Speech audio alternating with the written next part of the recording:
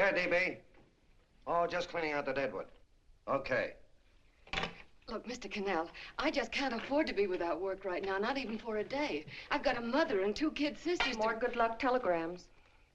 Well, you know how it is. I've just got to keep on working, see? Sorry, sister. I was sent down here to clean house. I told you I can't use your column anymore. It's lavender and no lace. Send those other people in.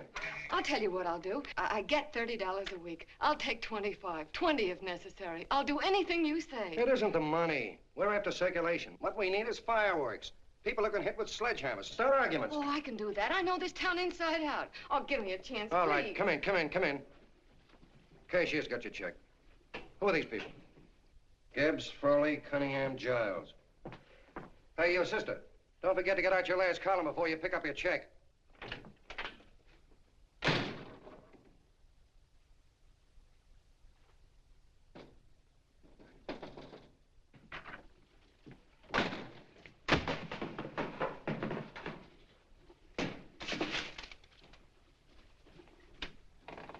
You're a couple of sticks shy in your column, man. Big rich slob like D.B. Norton buys a paper and 40 heads are chopped off. Did you get it, too? Yeah. You too? Oh, Joe. Oh, I'm sorry, darling. Why don't we tear the building down? Before you do, Ann, perhaps you'd better finish this column. Yeah, lavender and old lace. Wait, Joe. Wait. Wants fireworks, huh? Okay.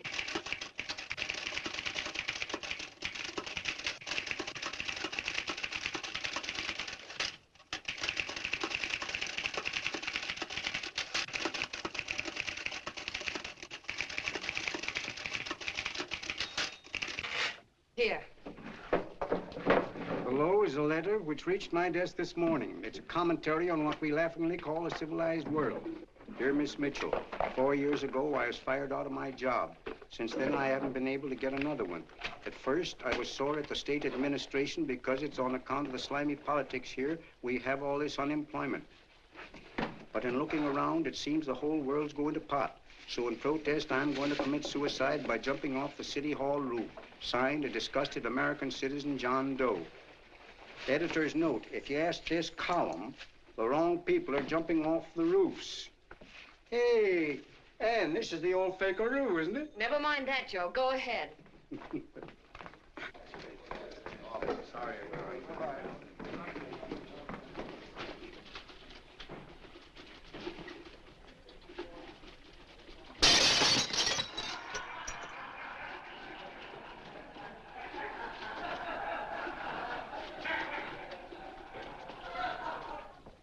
And it's because of the slimy politics that we have all this unemployment here. There it is. That's D.B. Norton's opening attack on the governor. Why, Jim, it's just a letter sent into a column. No, I can smell it. That's Norton. Good morning, gentlemen. Good morning, Governor. Good morning, Governor. You're rather early. Governor, did you happen to see this in a new bulletin? Yes. I had it served with my breakfast this morning. Jim thinks it's D.B. Norton at work. Of course it is. Oh, come, Jim. That little item, D.B. Norton does things in a much bigger way. This is his opening attack on you, Governor. Take my word for it. What did he buy a paper for? Why did he engage a high-pressure editor like Cannell for? He's in the oil business. I tell you, Governor, he's after your scalp. All right, Jim, all right. Don't burst a blood vessel. I'll look into it. Will you get me Spencer of the Daily Chronicle, please? Yes, I saw it, Governor. If you ask me, that's a phony letter. Why, that gagger's got whiskers on it. Okay, I'll get the mayor and maybe the Chamber of Commerce to go after them. Get Mayor Lovett on the phone. Sorry, the mayor's busy on the other phone. Yes, I know, Mrs. Brewster. It's a terrible reflection on our city. I've had a dozen calls already. Spencer of the Chronicle. Hold him. Just a minute. Yes, Mrs. Brewster. I'm listening. I insist that this John Doe man be found and given a job at once. Now, if something isn't done about it, I'll call out the whole auxiliary. Yes, and the junior auxiliary, too. We'll hold a meeting and see that it is. Yes, Spencer? Who? The governor? Well, what about me? It's my building he's jumping off of, and I'm up for re-election, too. What are you doing? Get Cannell at the bulletin. Why, he's liable to go right past my window. Get me Cannell. What was that? What? Out the window. Something just flew by. I didn't see anything. Well, don't stand there, you idiot. Go and look. Open the window. Oh, why did he have to pick on my building? Is there a crowd in the street? No, sir. Then maybe he's caught on a ledge. Look again. I think it must have been a seagull. A seagull? What's a seagull doing around the city hall? That's a bad omen, isn't it? Oh, no, sir. The seagull is a lovely bird. It's all right, Mrs. Brewster. It was just a seagull. Can I help? Nothing's happened yet. No, I'm watching. Don't worry, Mrs. Brewster. Just leave it all to me. Spencer, I'll call you back. Hello, Canal? What are you doing? This is the mayor. Yes, Mayor Lovett. How many times are you going to call me? I've got everybody and his brother and sister out looking for him. Did you see the box I'm running? An appeal to John Doe. Think it over, John. Life can be beautiful, says Mayor. If you need a job, apply to the editor of this paper and so forth and so forth. Okay, Mayor, I'll let you know as soon as I have something. What? Well, pull down the blinds. Been up to Miss Mitchell's house, boss. Boy, she's in a bad way. Where is she? Hey, do you know something? She supports a mother and 2 kids. What do you know about that? Did you find her? No. Her mother's awful worried about her. When she left the house, she said she was going on a roaring drunk. The girl, I mean. Go out and find her. Sure. Hey, but the biggest thing I didn't tell you, her old man's Doc Mitchell. You know the doctor saved my mother's life and wouldn't take any money for it? You remember that. Okay, boss, I'll go and look for her. Holy smokes, Commissioner, you've had 24 hours. Okay, Hawkshaw, grab a pencil. Here it is again. About 5'5", brown eyes, light chestnut hair, and as fine a pair of legs as ever walked into this office. Did you want to see me? No. I've had the whole Army and Navy out searching for you because that's a game we play here every day. I remember distinctly being fired. That's right. But you have a piece of property that still belongs to this newspaper, and I'd like to have it. What's that? The letter. What letter? The letter from John Doe. Oh. The whole town's in an uproar. We've got to find him, and the letter's the only clue. There is no letter. We'll get a handwriting expert to... What? There is no letter. Say that again. There's no letter. I made it up. You made it up. Mm-hmm. You said you wanted fireworks. Don't you know there are 9 jobs waiting for this guy? 22 families want to board him free. 5 women want to marry him, and the mayor's practically ready to adopt him, and you... Just call the morgue, boss. They said there's a girl there. Shut up. Ann! Say, why didn't you... Beanie. Only one thing to do, Hank. Drop the whole business quickly. How? Run a story. Say John Doe was in here and is sorry he wrote the letter and... That's right. They've got it, sure. He came in here and I made him change his mind. Bulletin editor saves John Doe's life. Why, it's perfect. I'll have Ned write it up. Oh, Ned, I got a story I want you to... Wait a minute. Listen, you great, big, wonderful genius of a newspaper man. You came down here to shoot some life into this dying paper, didn't you? Well, the whole town's curious about John Doe, and boom, just like that, you're going to bury him. There's enough circulation in that man to start a shortage in the ink market. In what man? John Doe. What John Doe? John Doe, the one I made up. Look, genius, now look. Suppose there was a John Doe and he walked into this office. What would you do? Find him a job and forget about the whole business, I suppose, huh? Not me. I'd make a deal with him. A deal? Sure, when you get hold of a stunt that sells papers, you don't drop it like a hot potato. Well, this is good for at least a couple of months. You know what I'd do? Between now and, let's say, Christmas when he's going to jump, I'd run a daily on. Starting with his boyhood, his schooling, his first job. A wide-eyed youngster facing a chaotic world. The problem of the average man, of all the John Does in the world. Now, then comes the drama. He meets discouragement. He finds the world his feet of clay. His ideals crumble. So what does he do? He decides to commit suicide and protest against the state of civilization. He thinks of the river, but no. No, he has a better idea. The city hall. Why? Because he wants to attract attention. He wants to get a few things off his chest, and that's the only way he can get himself heard. So?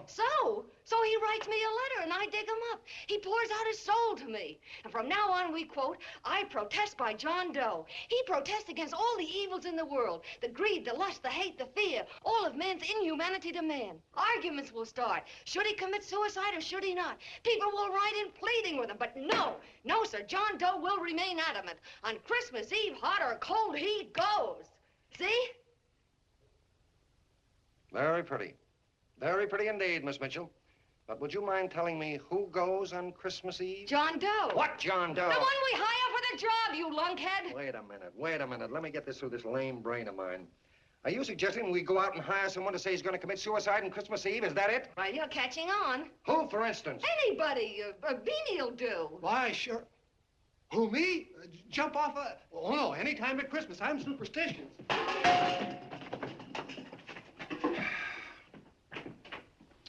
Miss Bishop, do me a favor. Will you go on out and get married and have a lot of babies, but Stay out of newspaper business. Better get that story in, Hank. It's getting late. You're supposed to be a smart guy. If it was raining $100 bills, you'd be out looking for a dime you lost someplace. Holy smokes, wasting my time listening to this mad woman. Look, Chief, look at the Chronicle. It's running on John Doe. They say it's a fake. Why, the no good, the John Doe story, amateur journalism. It's palpably phony. It's a wonder anyone is taking it serious. What do you think of those guys? That's fine. That's fine. Now fall right into their laps. Go ahead. Say John Doe walked in and called the whole thing off. You know what that's going to sound like on top of this. That's all, Ned. Thank you. All right. Amateur journalism, huh? Why, that bunch of sophomores, I can teach them more about... Hey, boss, get a load of this. What? Look. What do they want? They all say they wrote the John Doe letter. Oh, they all wrote the letter. Tell them all to wait. Look, Mr. Cannell, one of those men is your John Doe. They're desperate and will do anything for a cup of coffee. Pick one out and you can make the Chronicle eat their words. I'm beginning to like this. If you ask me, Hank, you're playing around with dynamite. No. The gal's right. We can't let the Chronicle get the laugh on us. We've got to produce a John Doe now. Amateur journalism, huh? I'll show those guys. Sure, and there's no reason for them to find out the truth either, because naturally, I won't say anything. Okay, sister, you get your job back. Plus a bonus. What bonus? Oh, the bonus of $1,000 the Chronicle was going to pay me for this little document. You'll find it says that I, Ann Mitchell, hereby certify that the John Doe letter was created by me. I can read. Sorry. You think this is worth $1,000, do you? Oh, the Chronicle would consider it dirt cheap. Packs everything, including a gun. Okay, sister, you got yourself a deal. Now let's take a look at the candidates. The one we pick has got to be the typical average man. Typical American who can keep his mouth shut. Show me an American who can keep his mouth shut and I'll eat him. Okay, Beanie, bring him in one at a time.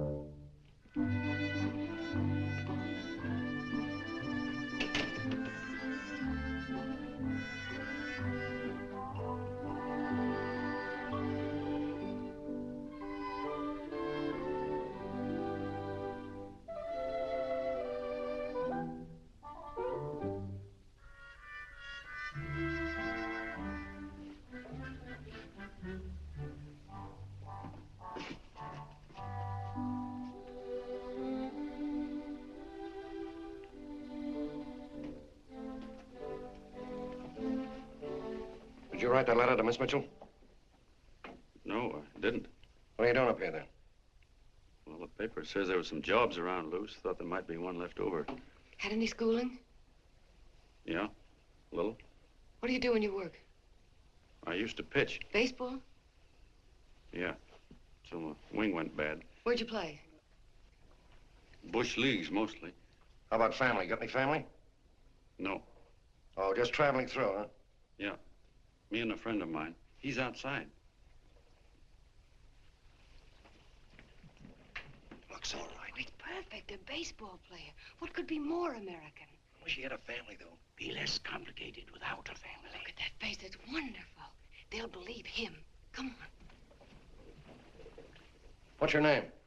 Willoughby. John Willoughby. Long John Willoughby, they called me in baseball. Would you like to make some money?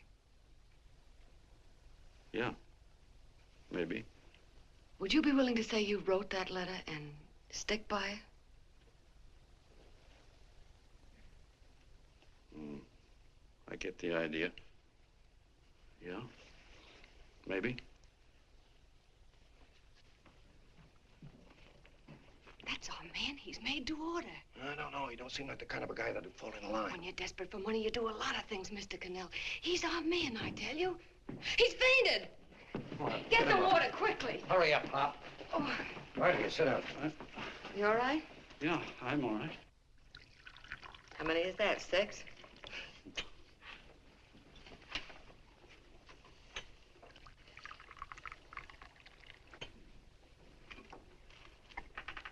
Pretty hungry, weren't you? this John Doe business is batty, if you ask me. Well, nobody asked you. Trying to improve the world by jumping off buildings.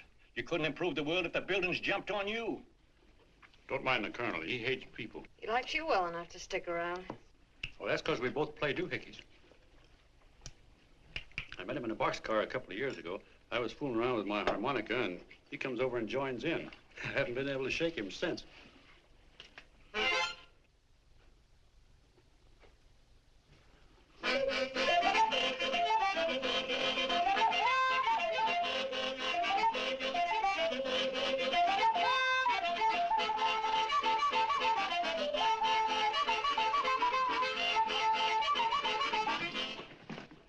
Here he is. No, you can't take pictures of him like that, eating a sandwich and with a beard.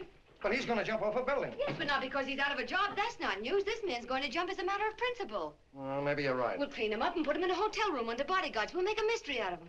Did you speak to Mr. Norton? Thinks it's terrific. Says for us to go the limit. Wants us to build a bonfire under every big shot in the state. Oh, swell. Is that the contract? Yeah. What's he doing here? Friend of his. They play duets together. Duets? But can we trust him? Oh. I trust him. Oh, you trusted me. Well, that's fine. I suppose he trusts you, too. Oh, stop worrying. He's all right. Okay, but we don't want more than a couple of hundred people in on this thing. Now, the first thing I want is an exact copy of the John Doe letter in your own handwriting. I've got it already. Here. No, that's fine. Now, I want you to sign this agreement. It gives us an exclusive story under your name, day by day, from now until Christmas. On December 26th, you get one railroad ticket out of town. And the bulletin agrees to pay to have your arm fixed. That's what you want, isn't it? Yeah, but it's got to be by Bonesetter Brown. Okay, Bonesetter Brown goes. Here, sign it. Meanwhile, here's $50 spending money. That's fine. Beanie? Yes, boss. Take charge of him. Get him a suite at the Imperial and hire some bodyguards. Yeah, and some new clothes, Beanie. You think we better have him to Laos? Yeah. Both of them? Yes, both of them, but don't let them out of your sight. Hey, Beanie, gray suit, huh? Yeah. Okay, fellas.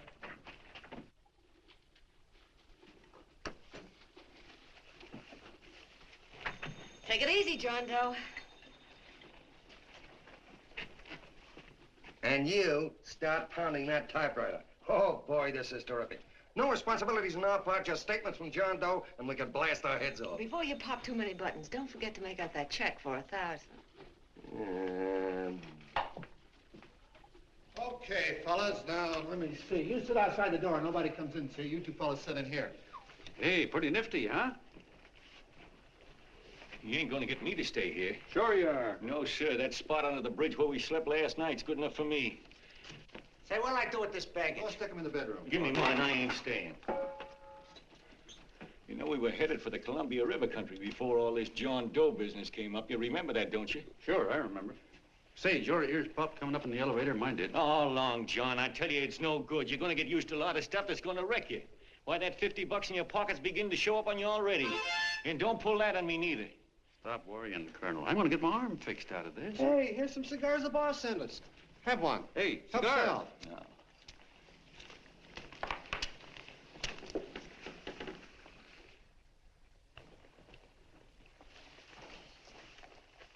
Say, I'll bet you even the major leaguers don't rate an outfit like this. Here, make yourself comfortable.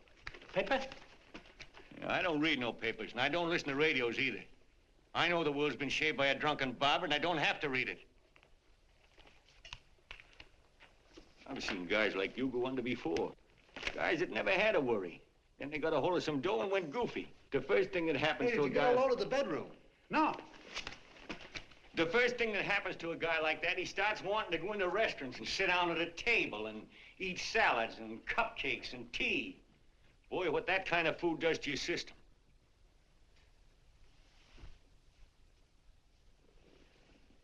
The next thing the dope wants is a room. Yes, sir, a room with steam heat and curtains and rugs. And before you know it, he's all softened up and he can't sleep unless he has a bed. Hey, stop worrying, Colonel. $50 ain't gonna ruin me. I've seen plenty of fellas start out with $50 and wind up with a bank account. Hey, what's the matter with the bank account, anyway? And let me tell you, Long John, when you become a guy with a bank account, they got you. Yes, sir, they got you. Who's got him? The helots. Who? Hey, there's the City Hall tower I was supposed to jump off of. It's even higher than this. Who's got him? The helots. Woo! Hey, wait a minute! You're not supposed to jump till Christmas Eve. Do you want to get me in a jam? If it's going to get you in the jam, I'll do you a favor. I won't jump. And when they got you, you got no more chance than a road rabbit. Hey, who'd you say was going to get him? Say, is this one of those places where you ring if you want something? Yeah, just use the phone. Boy, I've always wanted to do this. Hey, Doc, look. Look, Doc. Give me that again, will you? Who's going to get him? The helots. Who are they? Listen, sucker, you ever been broke? Sure, mostly often. All right. You're walking along. Not a nickel in your jeans. You're free as the wind. Nobody bothers you.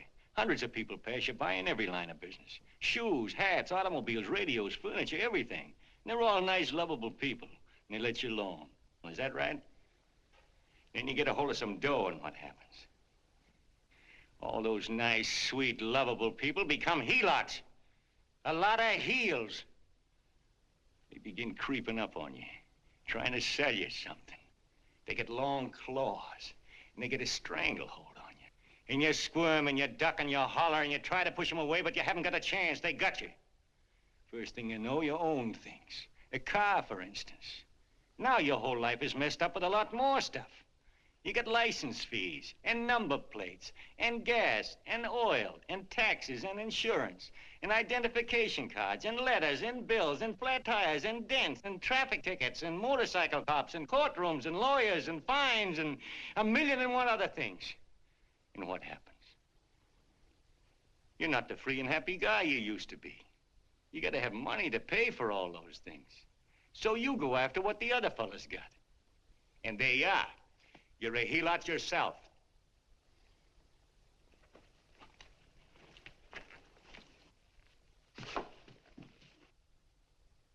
You win, Colonel. Here, take the 50.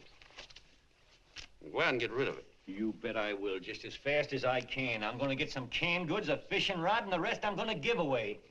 Give away? Hey, get me a pitcher's glove. I gotta get some practice. Say, he's giving it away. I'm gonna get me some of that. Hey, come back here, you helot. Will you send up 5 hamburgers with all the trimmings, 5 chocolate ice cream sodas, and 5 pieces of apple pie? No, apple with cheese. Yeah, thanks.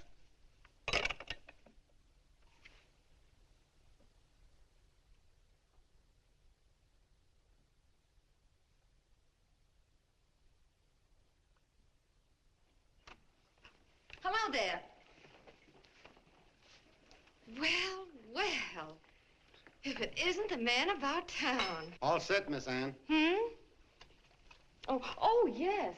Let's go. Let's see, we want some action in these pictures. Action? Mm-hmm. That's good. No. This man's going to jump off a roof. Oh. Here, wait a minute. Let me comb your hair. Sit down. There, that's better.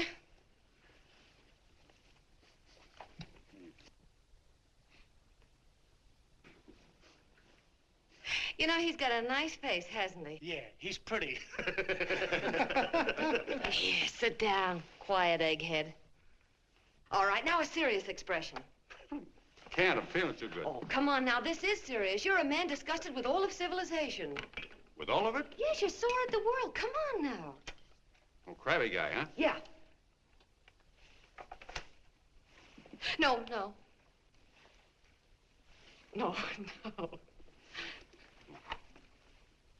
No, look. You don't have to smell the world. Well, all those guys in the picture Never mind those guys. All right, stand up. Now, let's see what you look like when you protest. Against what? Against anything. Just protest. You got me. Oh, look, I'm the umpire, and you just cut the heart of the plate with your fast one, and I called it a ball. What would you do? Oh, you did, huh? Yeah. Why can't you call him right, you boneheaded... Grab it, Eddie, grab it!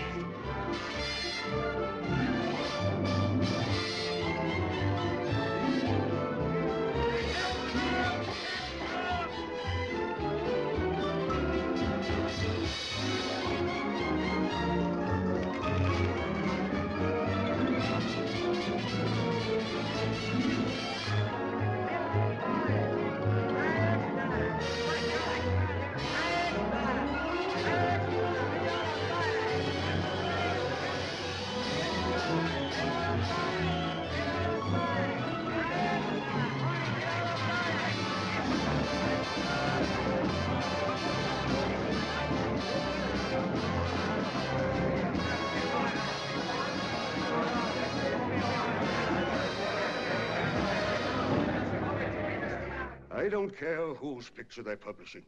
I still say that this John Doe person is a myth, and you can quote me on that. And I'm going to insist on his being produced for questioning. You know as well as I do that this whole thing is being engineered by a vicious man with a vicious purpose, Mr. D.B. Norton.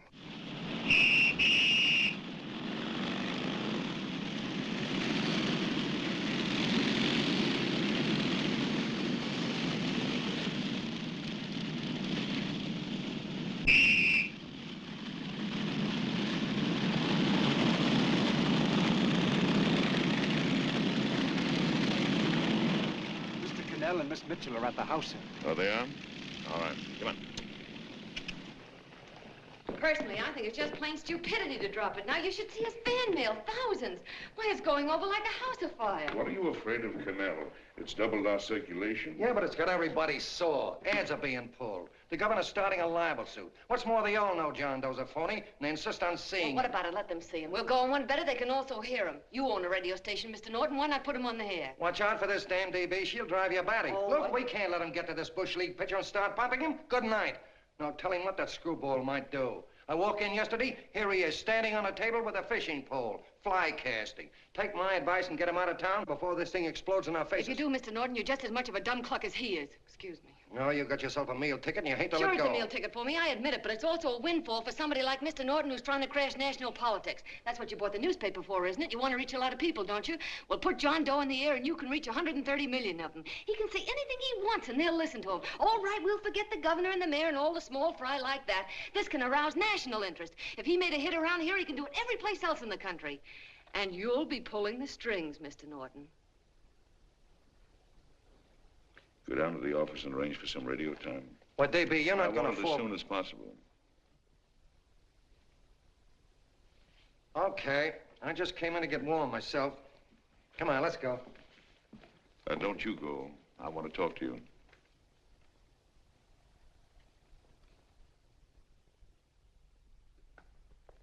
Sit down.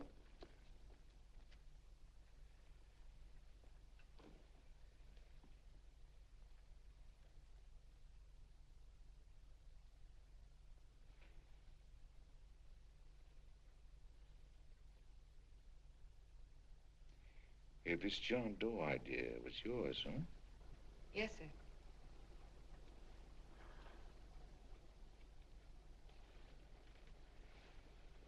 How much money do you get? $30. $30. Well, what are you after? I mean, what do you want? A journalistic career? Money. Money? Well, I'm glad to hear somebody admit it. Do you suppose you could write a radio speech that would put that fellow over? Oh, I'm sure I can. Do it, and I'll give you $100 a week. $100? That's only the beginning. You play your cards right, and you'll never have to worry about money again. Oh, I knew it. Hello. Hello. Whenever there's a pretty woman around. This is my nephew, Ted Sheldon, Miss Mitchell. How do you do? How do you do? All right, Casanova, I'll give you a break. See that Miss Mitchell gets a car to take her home. Always reading my mind, aren't you? Thank you very much for everything. And Miss Mitchell, I think from now on you'd better work directly with me. Yes, sir.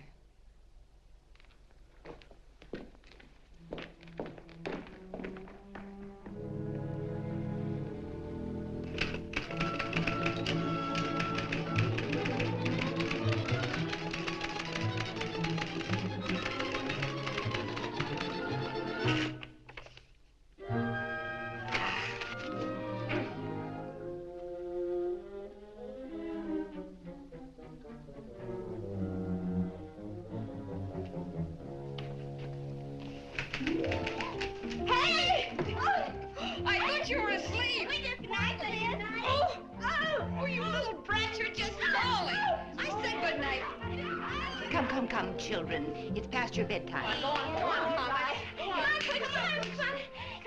on. Now, scooch off there. Fork through me. I'm done. I'll never get this speech right. Oh, yes, you will, Ann, dear. You're very clever. Yeah, I know.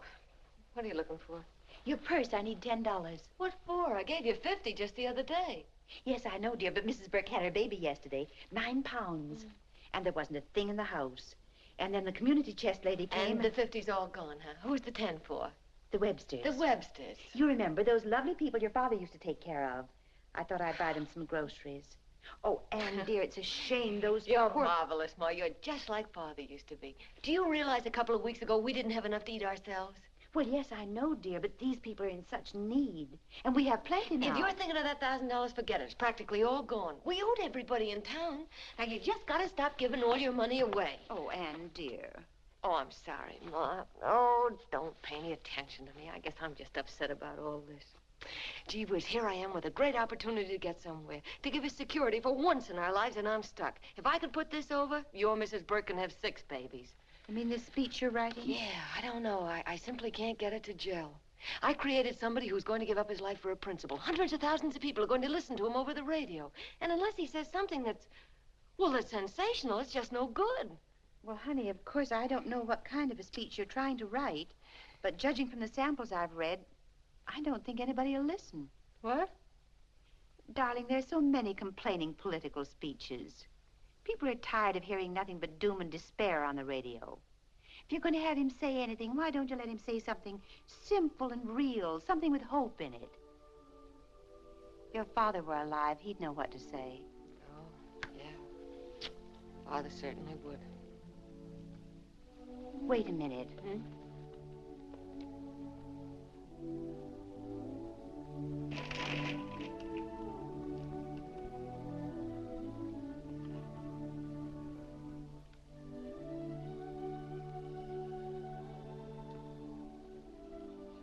That's your father's diary, Anne.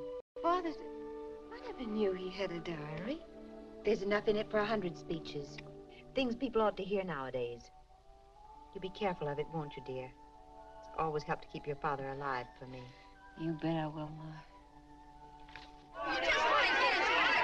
Wait a minute. John Doe don't want to sign no autographs. Well, what does he do all day? What does he do all day? He's writing out his memories. Sorry, lady, you can't see Mr. Doe. He wants to be alone. No. No, he just sits around all day and commutes with himself.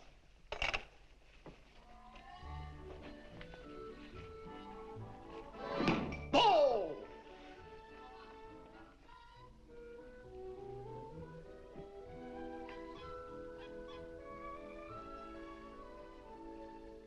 I don't know how you're going to stand it around here till after Christmas. I'll bet you ain't heard a train whistle in 2 weeks.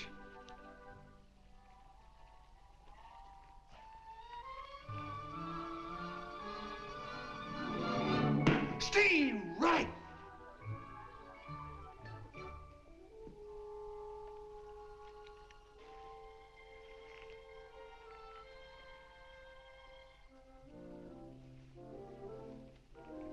I know why you're hanging around.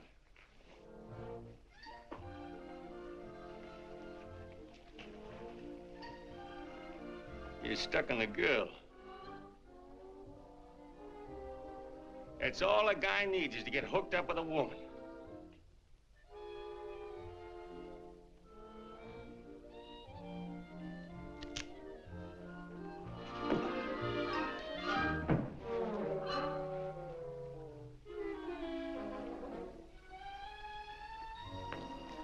What was that, a single?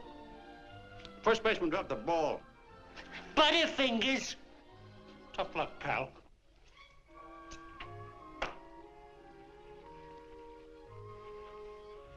Guy has a woman on his hands. First thing he knows, his life is balled up with a lot more things. Furniture.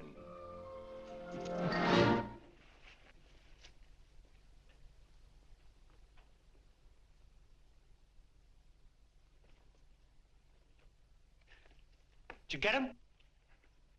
You're out. Swell. What's this, the end of the 8th? 9th.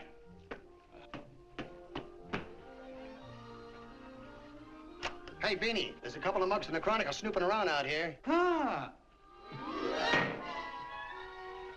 Come on, Angel Face. Gangway. What's the score, Angel Face? 3-2, our favor. Gee, that's great.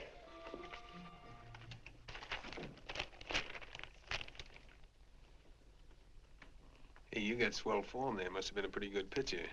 Pretty good. Say, I was just about ready for the major leagues when I chipped a bone in my elbow. I got it pitching a 19-inning game. 19? Yeah. There was a major league scout there watching me, too. And he came down after a game with a contract. You know what? I couldn't lift my arm to sign it. I'll be okay, though, as soon as I get it fixed up. It's too bad. What do you mean, too bad? Huh? Oh, that you'll never be able to play again. What are you talking about? I just told you I was going to get Well, you know how they are in baseball if a guy's mixed up in a racket. Racket? What do you mean? Well, I was just thinking about this John Doe business. Why, as soon as it comes out it's all a fake, you'll be washed up in baseball, won't you? Yeah. Hey, doggone. I never thought about that.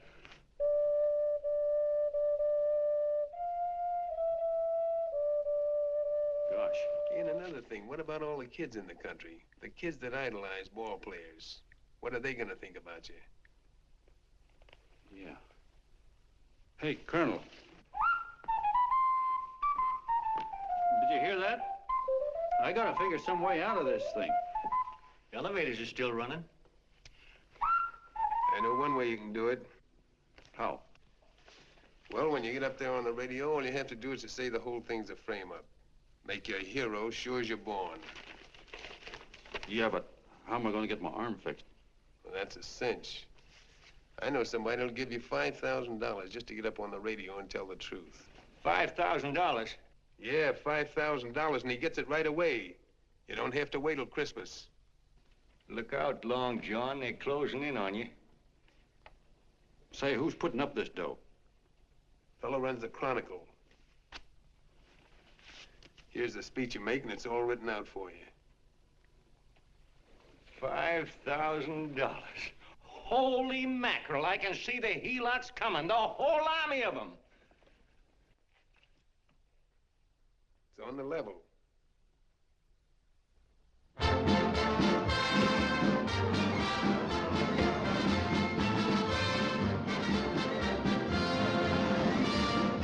No, I'm sorry. Tickets for the broadcast are all gone. Phone the bulletin. Sorry, no more tickets left.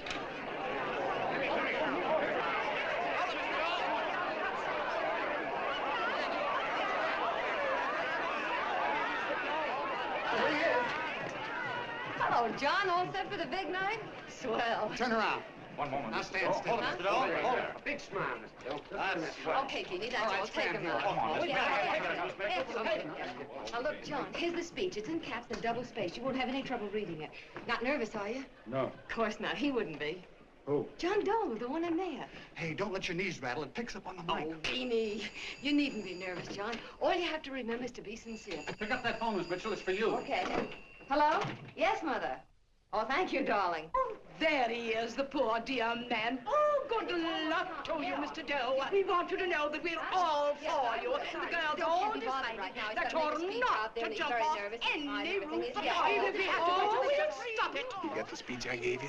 Yeah. Now, look. I'll give this money to the colonel just as soon as you get started.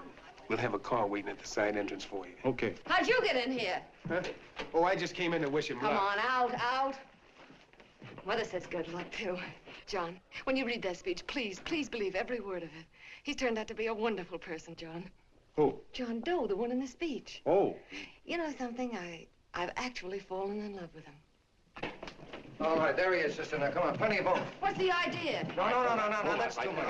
Not so much. Come on, that's it. Oh, this is no time for cheap publicity, Mr. Cannell. Listen, if that guy lays an egg, I want to get something out of it. I'm getting a Jane Doe ready. Oh, come on. Yeah. Will you, fellas? Give me a All right, chance. that's I enough. have to raise just one more. Well, that's fine, honey. You go ahead. After you've been to. You're very funny. Go ahead. How you doing? Oh. All right, Benny, bring him in. Holy smoke, a half a helot. There you are, boss, just like you ordered. Symbols of little people. Okay, get him up. All right, young fella. This is ridiculous, Mr. Cannell. Come on, give me a chance. The man's on the air. Come on, Look shot. at him. Oh, fellas, of course you can have all the pictures you want. No, come on, ask. You can have a... Come on, that's right. Afterwards, you can get all the pictures you want. Thank you very much. Come on, will you? Afterwards, that's right. Come on, Snooks, you better bail out. Okay, goodbye, Mr. Doe. Beanie. All right. Better get ready. 1 minute to go. Wow, 1 minute to go and the score is nothing to nothing. Now, please, John, you won't let me down, will you? Will you? Of course you won't. If you'll just think of yourself as the real John Doe.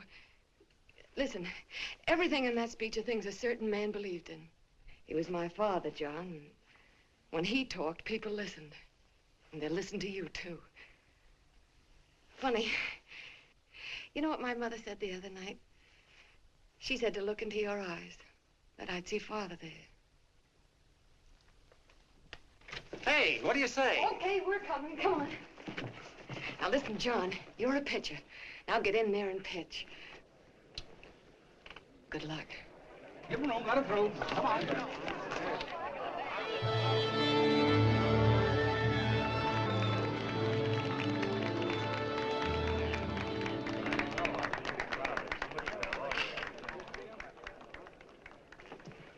Hey, let's get out of here. There's the door right there. Hey, what are you doing here? That's what I'd like to know. Come on, out. Hey, he's a friend of mine. Never mind, let him alone. He's all right. I'll be right over there pulling for you. No, John, over here.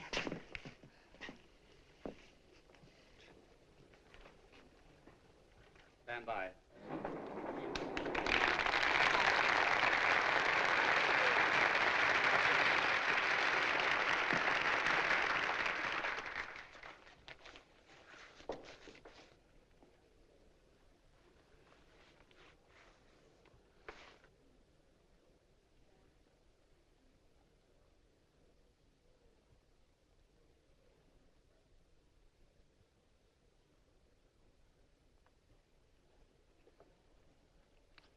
Phone the Chronicle. Tell them to start getting those extras out.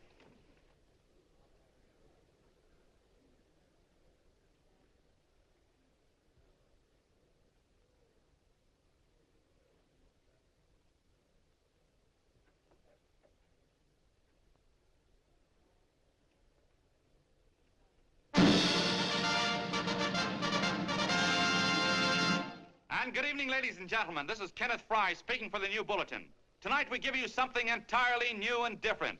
Standing beside me is the young man who has declared publicly that on Christmas Eve he intends to commit suicide, giving as his reason, quote, "I protest against the state of civilization," end quote. Ladies and gentlemen, the New Bulletin takes pleasure in presenting the man who is fast becoming the most talked of person in the whole country, John Doe.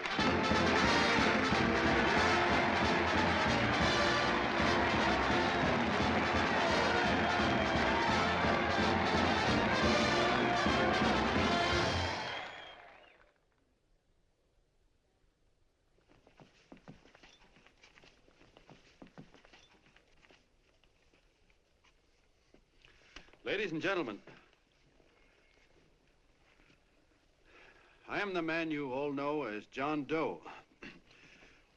I took that name because it seems to describe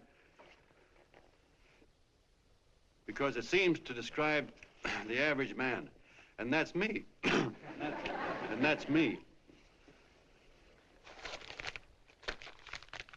Well, it was me before I said I was going to jump off the city hall roof at midnight on Christmas Eve. Now I guess I'm not average anymore. Now I'm getting all sorts of attention. From big shots, too. We've been double-crossed. The mayor and the governor, for instance. They don't like those articles I've been writing. You're an imposter, young fellow. That's a pack of lies you're telling. Who wrote that speech for you? Benny, get that guy. Hey, kid.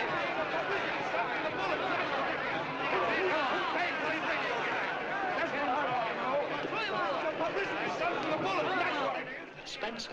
Ladies and gentlemen, the disturbance you just heard was caused by someone in the audience who tried to heckle Mr. Doe. The speech will continue.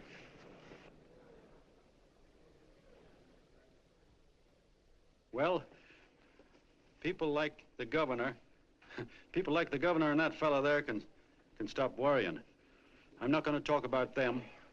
I'm going to talk about us, the average guys, the John Does.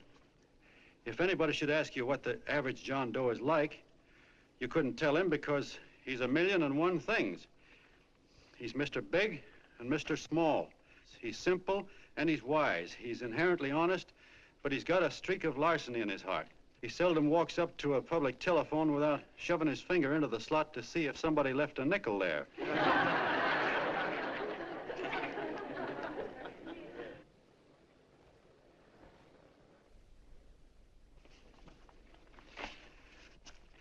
He's the man the ads are written for. He's the feller everybody sells things to. He's Joe Dokes, the world's greatest stooge and the world's greatest strength.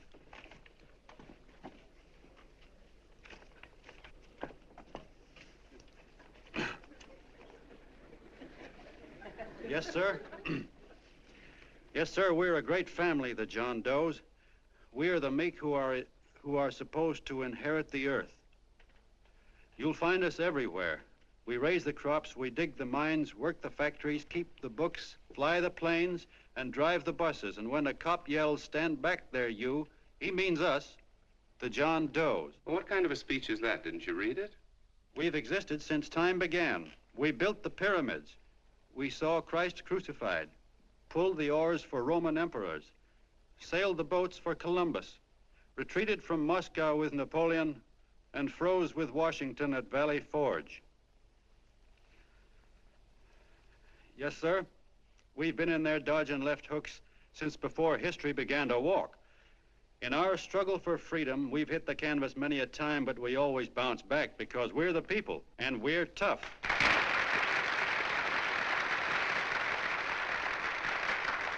They've started a lot of talk about free people going soft, that we can't take it.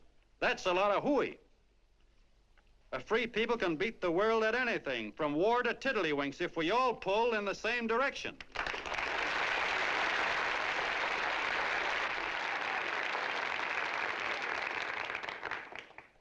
I know a lot of you are saying, "What can I do?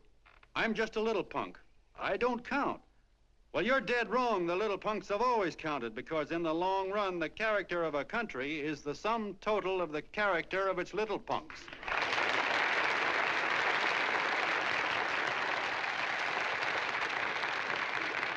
But we've all got to get in there and pitch. We can't win the old ball game unless we have teamwork.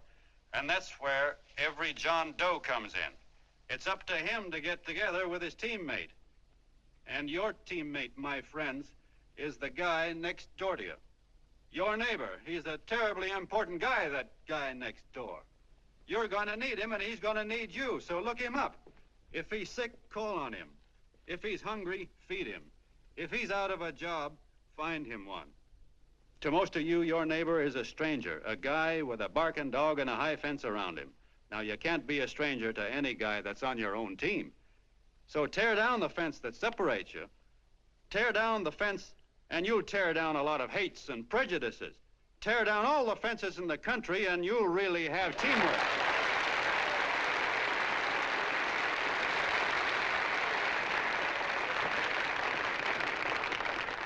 I know a lot of you are saying to yourselves, "He's asking for a miracle to happen. He's expecting people to change all of a sudden." Well, you're wrong. It's no miracle. It's no miracle because I see it happen once every year, and so do you, at Christmas time. There's something swell about the spirit of Christmas, to see what it does to people, all kinds of people. Now, why can't that spirit, that same warm Christmas spirit, last the whole year round? Gosh, if it ever did, if each and every John Doe would make that spirit last 365 days out of the year, we'd develop such a strength, we'd create such a tidal wave of goodwill that no human force could stand against it. Yes, sir, my friends. The meek can only inherit the earth when the John Does start loving their neighbors. You better start right now. Don't wait till the game is called on account of darkness. Wake up, John Doe. You're the hope of the world.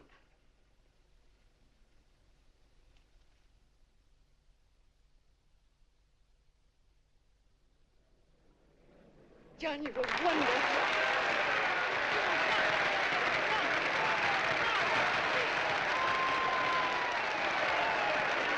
Let's get out of here. Now you're talking.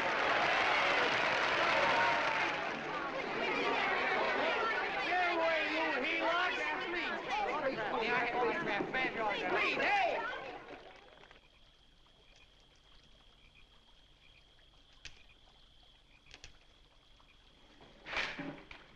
I knew you'd wake up sooner or later.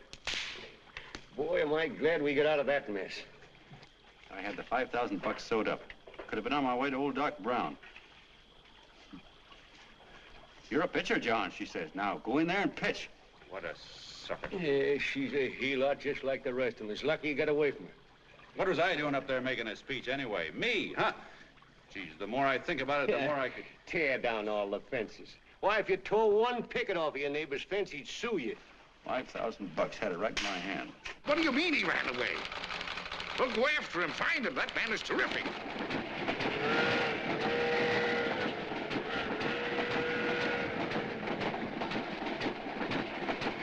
Columbia River, here we come.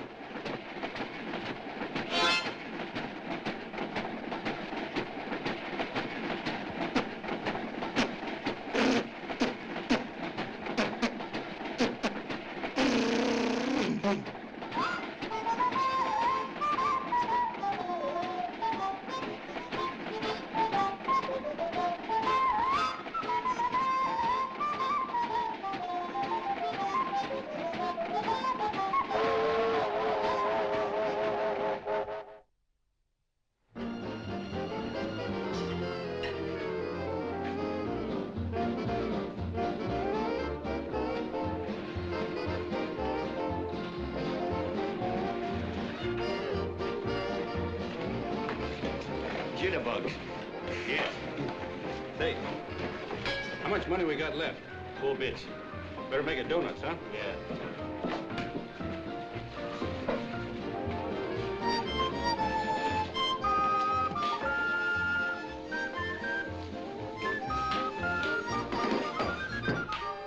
What'll it be, gents?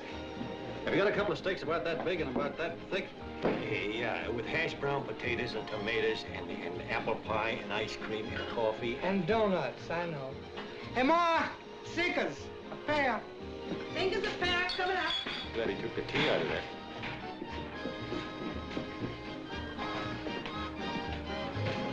Hey, look. Join the John Doe Club. John Doe Club?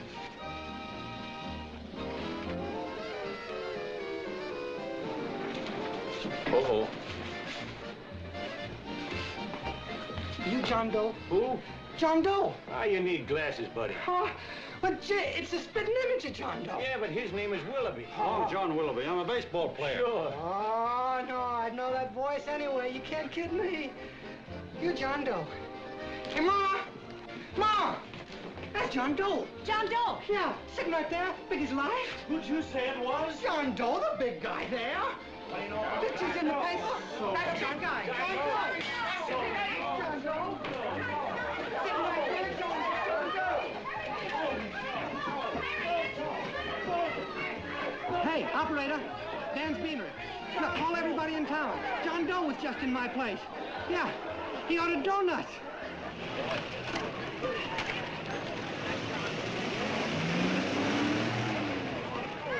John Doe. Let's see John Doe.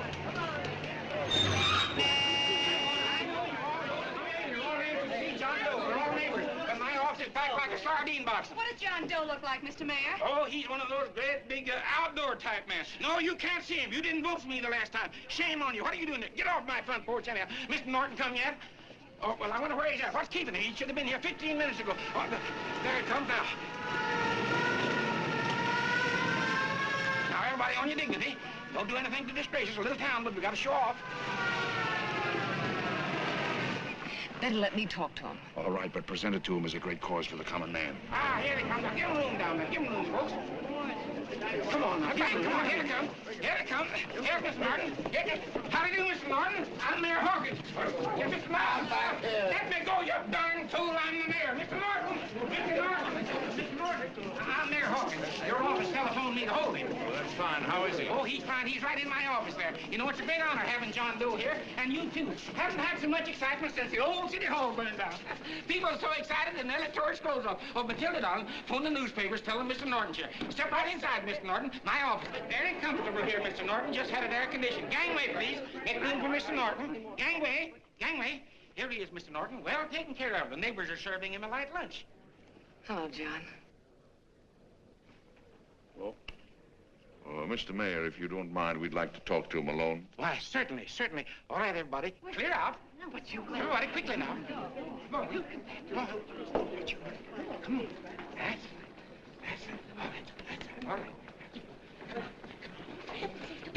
with me. Here, wait till we get home. Don't you push me around like that. Even though I'm your wife, you can't push me around. Look, Mr. Norton, I think you got a lot of nerve having those people hold us here. There's nobody holding you here, Mr. Doe. It's only natural There's that people... nobody holding us here. Let's get going. Incidentally, my name isn't Doe, it's Willoughby. Look, John, something terribly important's happened. They're forming John Doe clubs. We know of 8 already, and they say that there's John Doe clubs? What for? To carry out the principles you talked about in your radio speech. I don't care what they're forming. I'm on my way, and I don't like the idea of being stopped either. Oh, but you don't know how big this thing is. You should see the thousands of telegrams we've received and what they're saying about you. Look, it started as a circulation stunt, didn't it? Well, you got your circulation. Now, why don't you let me alone? Oh, it started as a circulation stunt, but it isn't anymore. Mr. Norton wants to get back of it and sponsor John Doe clubs all over the country. He wants to send you on a lecture tour. Me? Uh-huh. Well, certainly, with your ability to influence people, it might grow into a glorious movement. Say, let's get something straight here. I don't want any part of this thing. If you got an idea I'm going around lecturing the people, why, you're crazy. Baseball's my racket, and I'm sticking to it. Come on, Colonel, let's get out of here. John. Please, please. I just got rid of one crowd. Oh, but please, Mr. Mayor, tell him the John Doe Club wants to talk to him. Let them in, Mr. Mayor. Let them come in. Okay, folks, but remember your manners. No stampeding. Walk slow, like you do when you come to pay your taxes.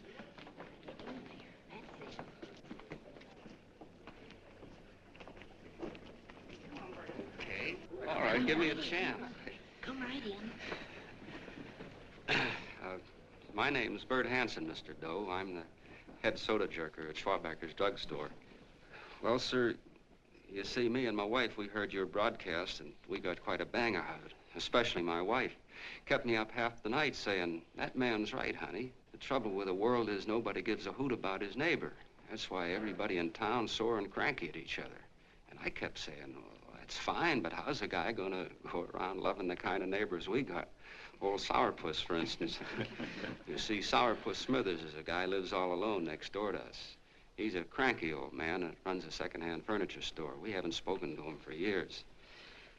I always figured he was an ornery old gent that hated the world because he was always slamming his garage door and playing the radio so loud he kept half the neighbors up. Well, anyway, the next morning, I'm out watering the lawn, and I look over, and there's Sourpuss on the other side of the hedge straightening out a dent in his fender. And my wife yells to me out the window. She says, go on, speak to him, Bert. And I figured, well, heck, I can't lose anything, so I yelled over to him, good morning, Mr. Smithers. He went right on pounding his fender. Was I burned? So I turned around to give my wife a dirty look, and she said, louder, louder, he didn't hear you. So in a voice you could have heard in the next county, I yelled, good morning, Mr. Smithers. Well, sir, you could have knocked me over with a feather. Old Sourpuss turned around, surprised-like, and he put on a big smile, came over and took my hand like an old lodge brother, and he said, good morning, Hanson. I've been wanting to talk to you for years, only I thought you didn't like me. And then he started chatting away like a happy little kid, and he got so excited his eyes all... Well, Mr. Doe, before we got through, I found out Smithers is a swell egg, only he's pretty deaf, and that accounts for all the noises. And he says it's a shame how little we know about our neighbors. And then he got an idea, and he said, how's about inviting everybody someplace where we can all get together and know each other a little better? Well, I'm feeling so good by this time, I'm ripe for anything, so Smithers goes around the neighborhood inviting everybody to a meeting at the schoolhouse, and I tell everybody that comes in the store, including Mr. Schwabacker, my boss. I'm talking too much. Well, I'll be doggone if over 40 people don't show up. Of course, none of us knew what to do, but we sure got a kick out of seeing how glad everybody was just to say hello to one another. Tell him about making Sourpuss chairman. Oh, yeah, we made Sourpuss chairman and decided to call ourselves the John Doe Club. And say, incidentally, this is my wife. Come here, honey. This is my wife, Mr. Doe. How do you do, Mr. Doe? Sourpuss is here, too. Oh, is he? This is Sourpuss, or excuse me, Mr. Smithers, Mr. Doe. That's all right. If you didn't call me Sourpuss, it wouldn't feel natural. Well, anyway, I guess nearly everybody in the neighborhood came except the Delaney's. The Delaney's live in a big house with an iron fence around it, and they always keep their blinds drawn. And we always figured that he was just an old miser that sat back counting his money, so why bother about inviting him? Until Grimes, the milkman, spoke up and he said, say, you've got the Delaney's all wrong. And then he tells us about how they canceled their milk last week and how when he found a note in the bottle, he got kind of curious-like and he sort of peeked in under the blinds and found the house was empty. If you ask me, he says, they're starving. Old man Delaney has been bringing his furniture over to my place at night, one piece at a time, and selling it. Yeah. And, well, sir, a half dozen of us ran over there to fetch him, and we brought him to the meeting. And what a reception they got. Why, everybody shook hands with him and made a fuss over them, and, well, finally, Mr. and Mrs. Delaney just sat right down and cried. And then we started to find out about a lot of other people. Yeah, sure. Well, you know Grubel, for instance. Grubel's here. See? Yeah, that's a... Of course, you don't know Grubel, but he's the man that everybody figured was the worst no-account in the neighborhood because he was living like a hermit and nobody would have anything to do with him. That isn't until Murphy, the postman, told us the truth. Why, Grubel, he says, he lives out of garbage cans because he won't take charity, because it'd ruin his self-respect, he says. Just like you said on the radio, Mr. Doe. Well, sir, about a dozen families got together and gave Grubel a job watering their lawns. Isn't that wonderful? And then we found jobs for 6 other people, and they've all gone off for leave. Yeah, and my boss, Mr. Schwabacker, made a job in his warehouse for old man Delaney. And he gave you that $5 raise. Yeah, wasn't that swell?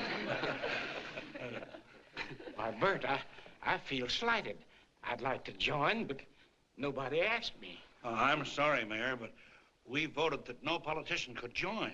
Just the John Does of the neighborhood, because you know how politicians are. Well, the reason we wanted to tell you this, Mr. Doe, was just to give you an idea of what you started. And from where I'm sitting, I don't see any sense in you jumping off any building. No. And, well, thank you for listening. Goodbye, Mr. Doe. You're a wonderful man, and it strikes me you can be mighty useful walking around for a while. Hey, goodbye, Mr. Doe. Goodbye, Mr. Doe.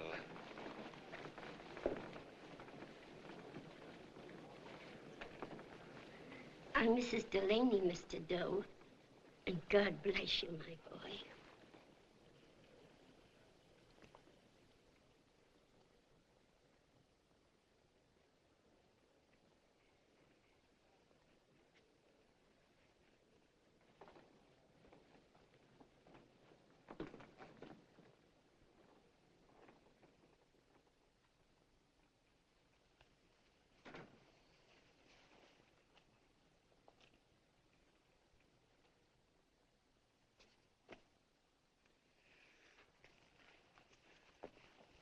Gee whiz, I'm all mixed up.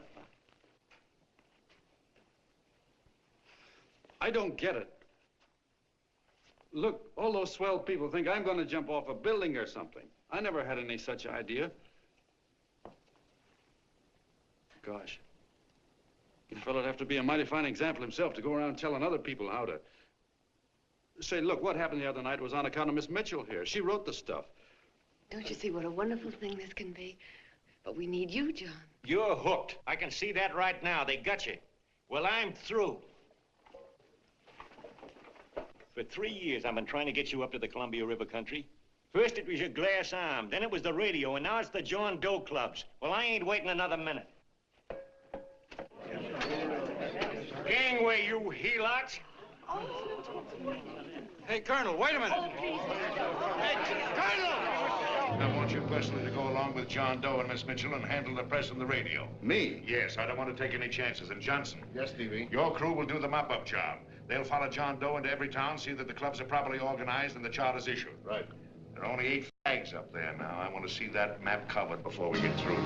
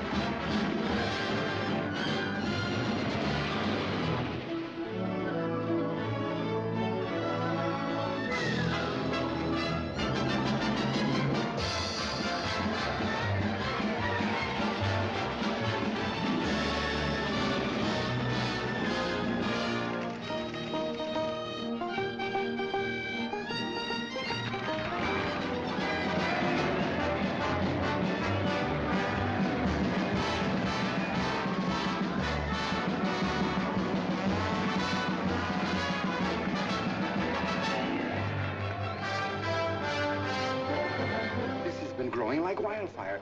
If they made demands, I'd understand it. But the John Does ask for nothing. People are going off relief. If this keeps up, I'll be out of a job. As soon as it gets strong enough, we'll find out what John Doe wants. 30 every Thursday, 60 at 60. Who knows what? I'm sorry, boss. They just won't let anybody talk politics to them. It's crazy. We've got to get to them. They represent millions of voters.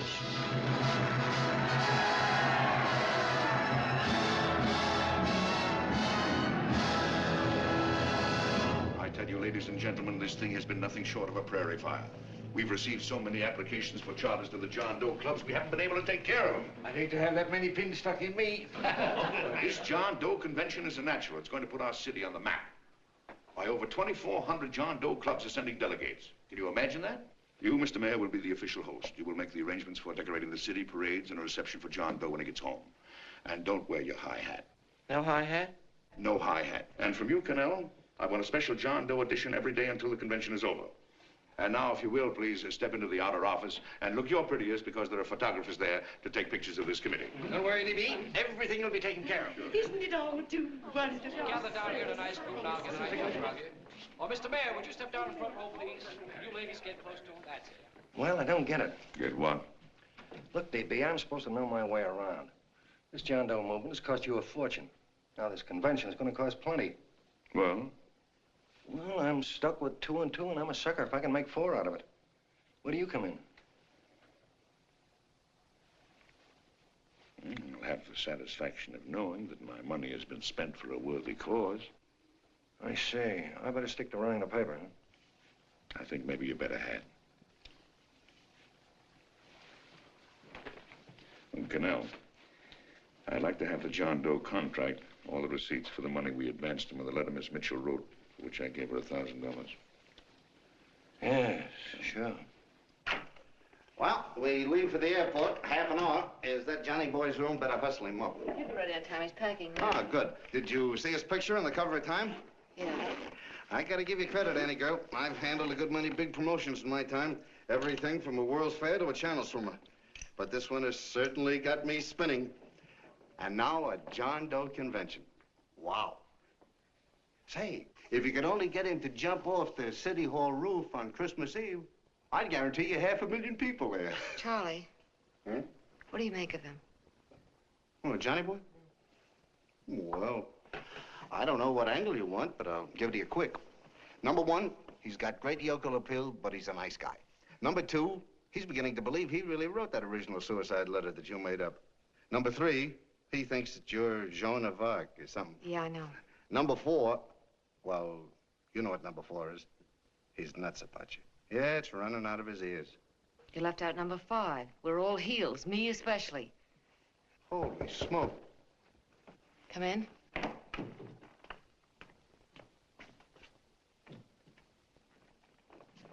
I'm all packed. Good. I'll go and get Beanie Boy. Okay, Charlie boy.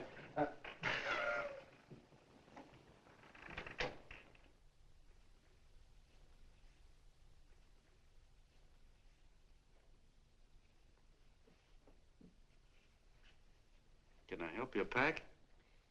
No, thank you.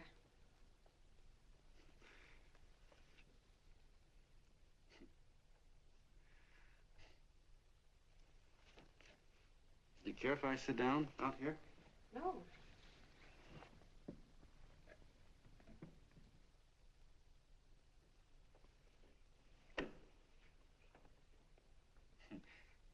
You know, I had a crazy dream last night. It was about you. About me? Yeah, sure was crazy. I dreamt I was your father.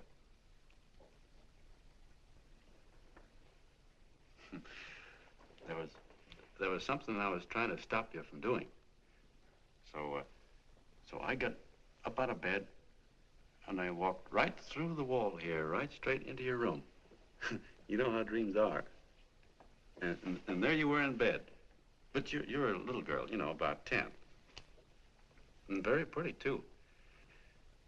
So I shook you, and the moment you opened your eyes, you hopped out of bed and started running like the devil in your nightgown. You ran right out the window there, and you ran out over the tops of buildings and roofs and everything for miles. And I was chasing you. And all the time you were running, you kept growing bigger and bigger and bigger, and pretty soon you were as big as you are now, you know, grown up. And all the time I kept asking myself, what am I chasing her for? And I didn't know. Isn't that a hot one?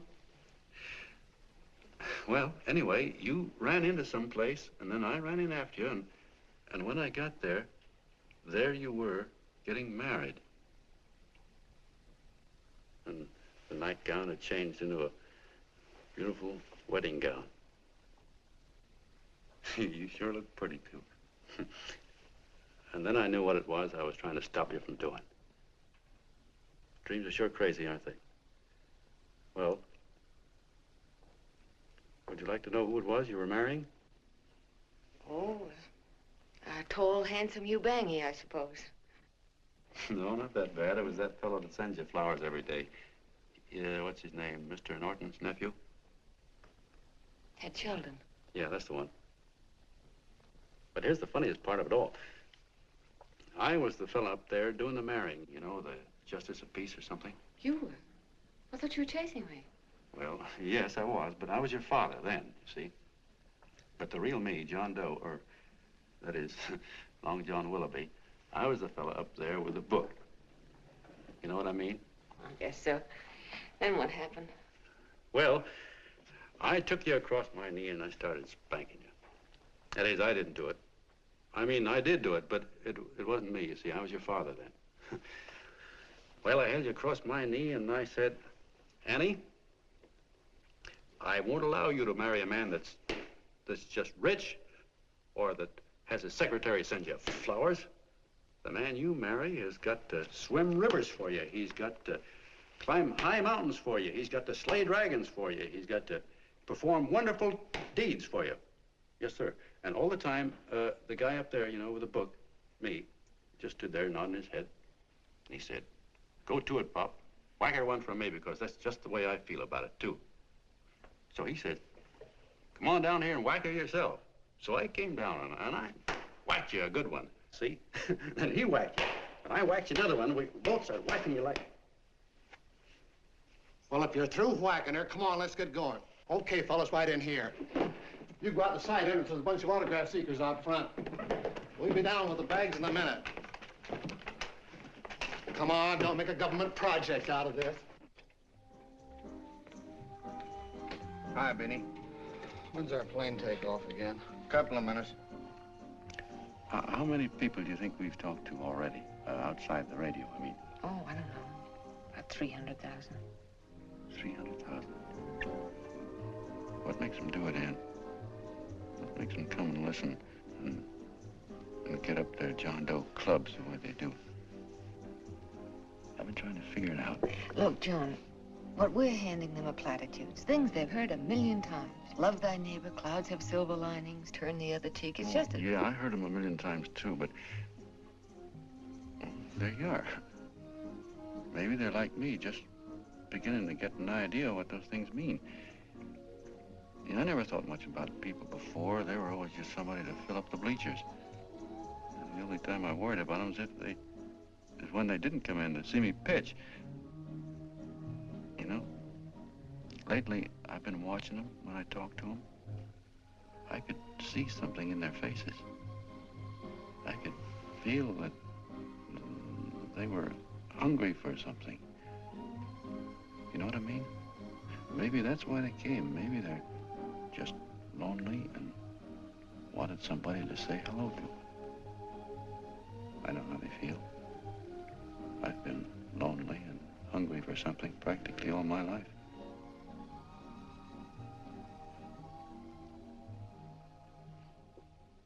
All aboard, folks. Yeah, that's true. Oh, somebody else sitting here? No, that's your seat. And this is your coat. Mine? A little token of appreciation. Oh. Oh, it's beautiful, D.B. Well, I don't quite know what to say. Well, don't say anything at all. Just sit down. Oh. Go ahead, open it.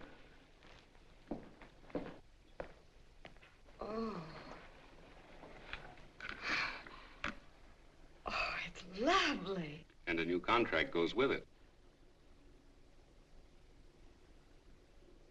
Well, come on, spring it. You've got something on your mind. It must be stupendous. You know, that's what I like about it.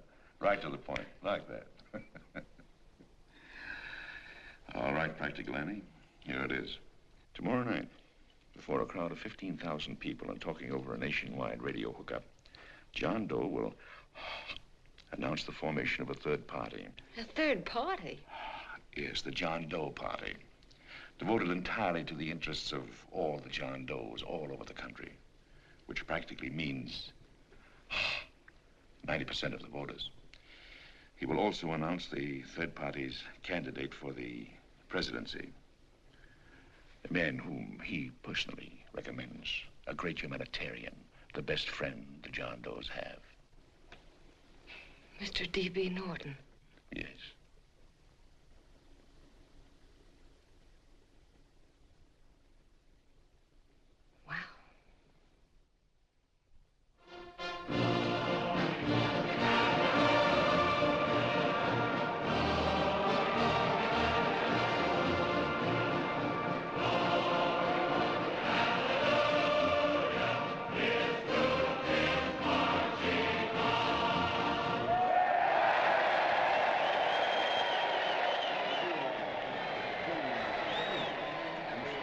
And although the opening of the convention is hours off, the delegates are already pouring into the ballpark by the droves, with lunch baskets, banners, and petitions asking John Doe not to jump off any roof.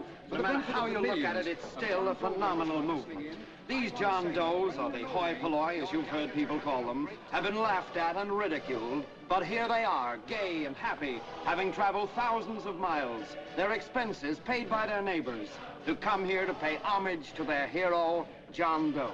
And in these days of wars and bombings, it's a hopeful sign that a simple idea like this can sweep the country.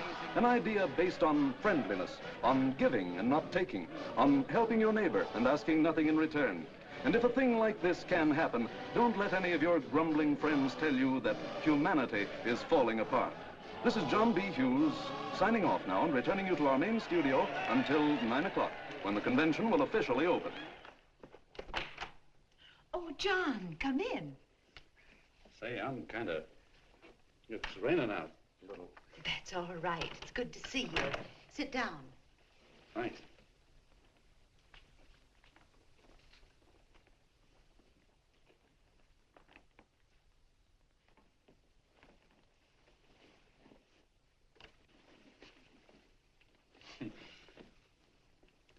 It's for Anne. Oh, how nice. Thank you very much. Flowers. I'm terribly sorry she isn't here. She isn't? No, she just left. I'm surprised you didn't run into her. She went over to Mr. Norton's house. Oh. Did you want to see her about something important? Yeah. Well, no, it'll wait. Say, he's a nice man, isn't he? Mr. Norton, I mean. He's done an awful lot for the...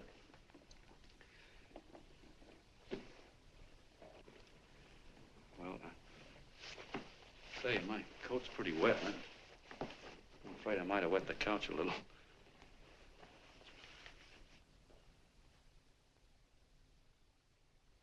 Well, I guess I'll see her at the convention later. Yes, of course. I'll see that she gets the flowers. Thanks. Good night, Mrs. Mitchell. Good night, John.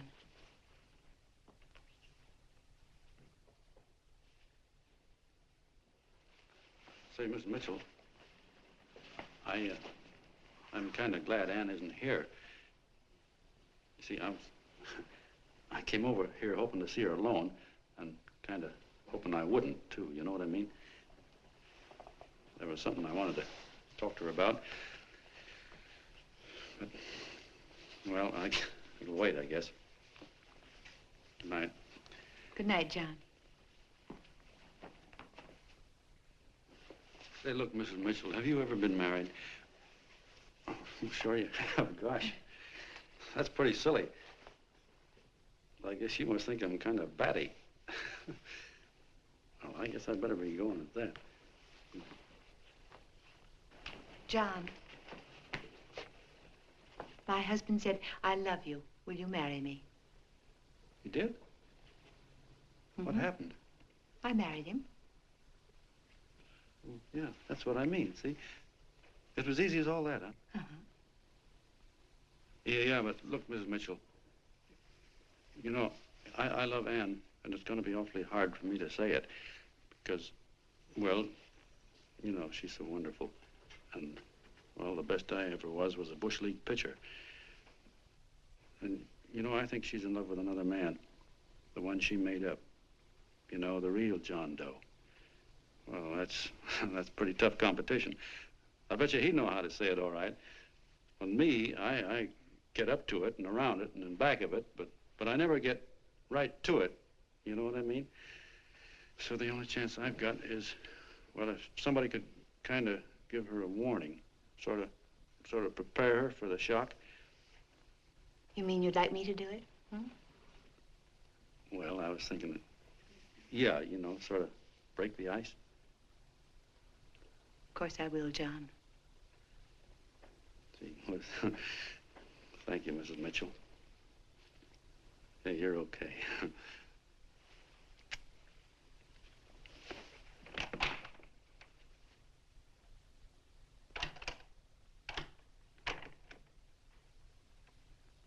This John Doe meeting is going to be one of the biggest things that ever happened. Why, they're coming from all over. Trains, boxcars, wagons.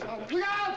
Hello, bodyguards. Hey, had your dinner yet? No, Chip. Oh, that's all right. Well, look, no, go ahead and have your dinner. Wait a minute, John.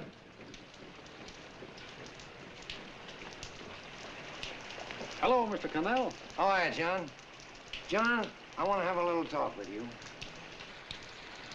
What's the matter? Are you falling? Come here. Hey, boss. Oh, quiet. Say, tell me something. Did you read the speech you're going to make tonight?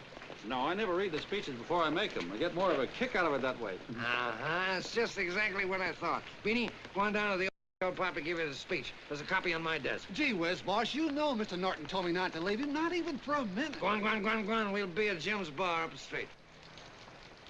You're a nice guy, John. I like you. You're gentle. I always like gentle people.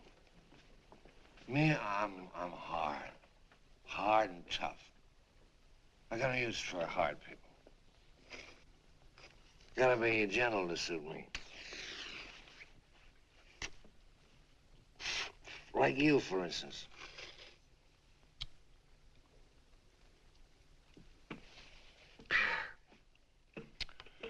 Yep, I'm hard. But you want to know something? I've got a weakness. Never guess that, would you? Well, I have. Want to know what it is? Star-Spangled Banner. Screw you, huh? Well, maybe it is, but play the Star-Spangled Banner. I'm a sucker for it. Always gets me right here. Know what I mean? Yeah, it gets me right back here. Oh, back there, huh? Well, every man to his own taste. You weren't old enough. You weren't old enough for the World War, were you, Jim? No, of course not. No, you must have been just kidding. I was. I was just ripe and raring to go.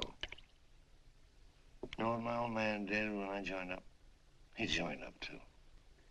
Got to be a sergeant. And here's a kick for you. We were in the same outfit. Funny, huh? Hmm?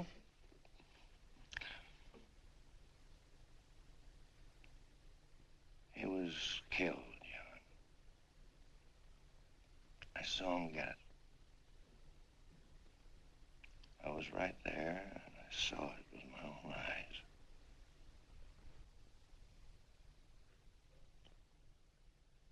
Me, I came out without a scratch. That is, excepting my ulcers.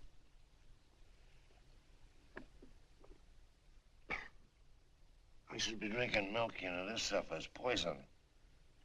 Hey, Tubby. Yes, Mr. Connell? What do you say, huh? All right. Yep, I'm a sucker for this country. I'm a sucker for the Star-Spangled Banner, and I'm a sucker for this country. I like what we got here. I like it. A guy can say what he wants and do what he wants without having a bayonet shoved through his belly. And that's all right, isn't it? You betcha. Yeah. Well, we don't want anybody coming around changing it, do we? No, sir. No, sir. And when they do, I get mad. I get boiling mad. And right now, John, I'm sizzling. I get mad for a lot of other guys besides myself. I get mad for a guy named Washington, and a guy named Jefferson, and Lincoln. Lighthouses, John. Lighthouses in a foggy world. You know what I mean? Yeah, you bet. Listen, pal. This fifth column stuff is pretty rotten, isn't it? Yeah, it certainly is. And you'd feel like an awful sucker if you found yourself marching right in the middle of it, wouldn't you? You. Of course, you wouldn't know it because you're gentle. But that's what you're doing. You're mixed up with a skunk, my boy. A no-good, dangerous skunk. Say, you're not talking about Mr. Norton, are you? I'm not talking about his grandfather's pet poodle. You must be wrong, Mr. Cannell. Because he's been marvelous about the John Doe clubs. Yeah? Say, you're sold on this John Doe idea, aren't you? Sure. Yes, sir. I don't blame you. So am I. It's a beautiful miracle. A miracle that can only happen right here in the good old USA. And I think it's terrific. What do you think of that? Me, hard-boiled Cannell, and I think it's plenty terrific. All right. Now, supposing a certain unmentionable worm whose initials are DB was trying to use that to shove his way into the White House so he could put the screws on, so he could turn out the lights in those lighthouses. What would you say about that, huh? Nobody's going to do that, Mr. Cannell. They can't use the John Doe clubs for politics. That's the main idea. Is that so? Then what's a big political boss like Hammett doing in town? And a labor leader like Bennett? And a lot of other big shots are up at DB's house right now. Wolves, John. Wolves. Waiting to cut up the John Does. Wait till you get a gander at the speech you're going to make tonight. You're all wet. Miss Mitchell writes those speeches. Nobody can make her write that kind of stuff. They can't, huh? Who do you think writes them? My Aunt Emma? I know she writes them. And gets a big bonus for doing them, too. A mink coat and a diamond bracelet. Don't write them. Why, that gold-grabbing dame would double-cross her own mother for a handful of Chinese yen. Shut up. If you weren't drunk, I'd... Hey, boss. Here's the speech, boss. Hey. Go on and read it, John, and then start sucking. Hey, wait a minute, Mr. Doe. Tubby? Yes, sir. Better bring me a glass of milk. I'm smoking too much. Yes, Charlie? Got everything all set? Fine. John Doe been taken care of? Good. How many people do you think will be there? 15,000? Oh, my, that's fine. Now, listen, Charlie. As soon as John Doe stops talking about me, I want you to start that demonstration. And make it a big one, you understand? Don't worry about that, DB. My boys are there. They'll take care of it. What? Yes, I'll be there 15 minutes after I get your call.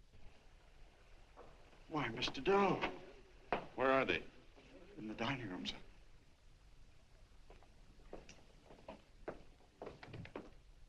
Now, gentlemen, I think we're about ready to throw that great big bombshell. Yeah, well, it's about time. Even a conservative estimate shows that we can count on anywhere between 10 and 20 million John Doe votes. Now, add to that the labor vote that Mr. Bennett will throw in, and the votes controlled by Mr. Hammett and the rest of you gentlemen in your own territories, and nothing can stop us. As I said before, I'm with you, providing you can guarantee the John Doe vote. Don't worry about that. You can count on me on one condition. Little Bennett's got to be taken care of. Didn't I tell you that everybody in this room would be taken care of? My agreement with you gentlemen stands. I'm with you, D.B., but I still think it's a very daring thing we're attempting. These are daring times, Mr. Barrington. We're coming to a new order of things. There's too much talk been going on in this country. Too many concessions have been made. What the American people need is an iron hand. You're right. That's true. You're quite right, D.B. Discipline. Right. And now, may I offer a little toast to Miss Ann Mitchell, the brilliant and beautiful lady who is responsible for all this. Miss Mitchell. Mr. Norton, I'd like to talk to you alone for a minute. Oh, Miss Mitchell has something to say to us. Let's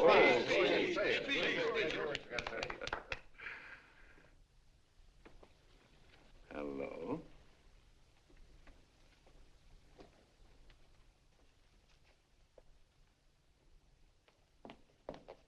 John, I'm so glad to see you. I was terribly worried. Did you write this? Yes, I did, John, but I had no idea what was going on. You didn't? No. That's a swell bracelet you're wearing. John, why aren't you at the convention?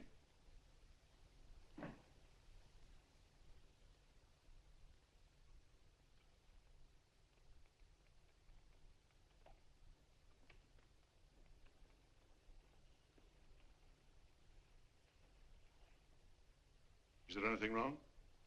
No, nothing's wrong. Everything's fine. So there's going to be a new order of things, huh? Everybody's going to cut himself a nice fat slice of the John Does, eh? You forgot one detail, Mr. Big Shot. You forgot me, the prize stooge of the world. Why, if you or anybody else thinks he's going to use the John Doe clubs for his own rotten purpose, he's going to have to do it over my dead body. Oh, hold on a minute, young man. Hold on. That's rather big talk. I started the John Doe clubs with my money, and I'll decide whether or not they're being properly used. No, you won't. You're through deciding anything. And what's more, I'm going down to that convention, and I'm going to tell those people exactly what you and all your fine feathered friends here are trying to cook up for them. And I'm going to say it in my own words this time. Stop it, baby. You ruined us, D.B. Wait a minute, fella. My uncle wants to talk to you. Listen to me, my son. Before you lose your head completely, may I remind you that I picked you up out of the gutter and I can throw you right back there again? You've got a nerve accusing people of things. These gentlemen and I know what's best for the John Does of America, regardless of what tramps like you think. Get off that righteous horse of yours and come to your senses. You're the fake. We believe in what we're doing. You're the one that was paid the 30 pieces of silver. Have you forgotten that? Well, I haven't. You're a fake John Doe, and I can prove it. You're the big hero that's supposed to jump off tall buildings and things. Do you remember? What do you suppose your precious John Does will say when they find out that you never had any intention of doing it, that you were being paid to say so? You're lucky they don't run you out of the country. And with the newspapers and the radio stations that these gentlemen control, we can kill the John Doe movement deader than a doornail. We'll do it, too, the moment you step out of line. Now, if you still want to go to that convention and shoot your trap off, you go ahead and do it.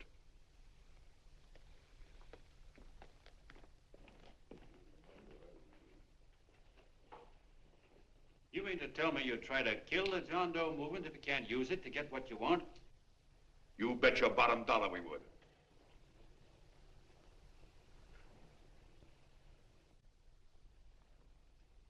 Well, that certainly is a new low.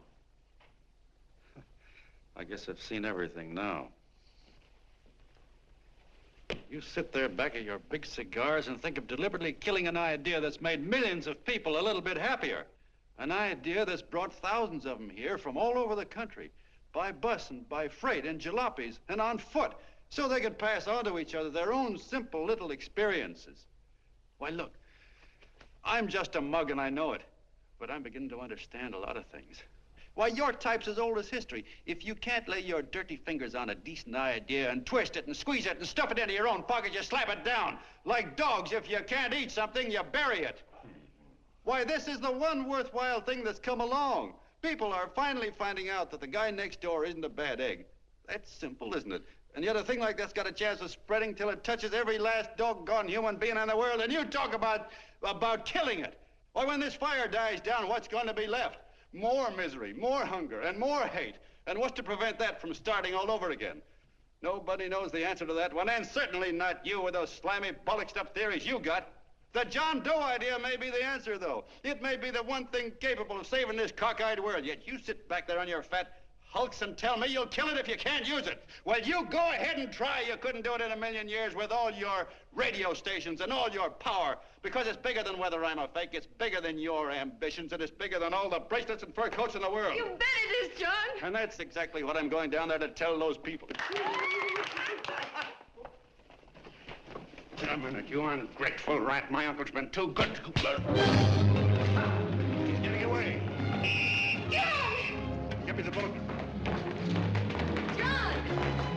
I've always told you, D.B., you're playing with dynamite. Which way? All right, now, girl, get away. Before he gets through tonight, he'll rule us all. I'll stop him cold. Don't worry, I've been ready for this. John! Oh, John, please listen to me. Please, I can explain everything, John. I didn't know what they were going to do. Let me go with you, John. John, please. Go ahead, driver. Ballpark. Explain it to you, John. Please let me go with you. Please. John! Mr. Martin wants to see you. Listen to me, Mayor Lovett. You do as I say. I want them both arrested. You tell the police department to pick up Cannell. I've got the girl here. I've got the bullet. I don't care what you charge him with. If you're worried, let him go in the morning, but keep him in jail overnight. Hello, Bulletin. Put wire on.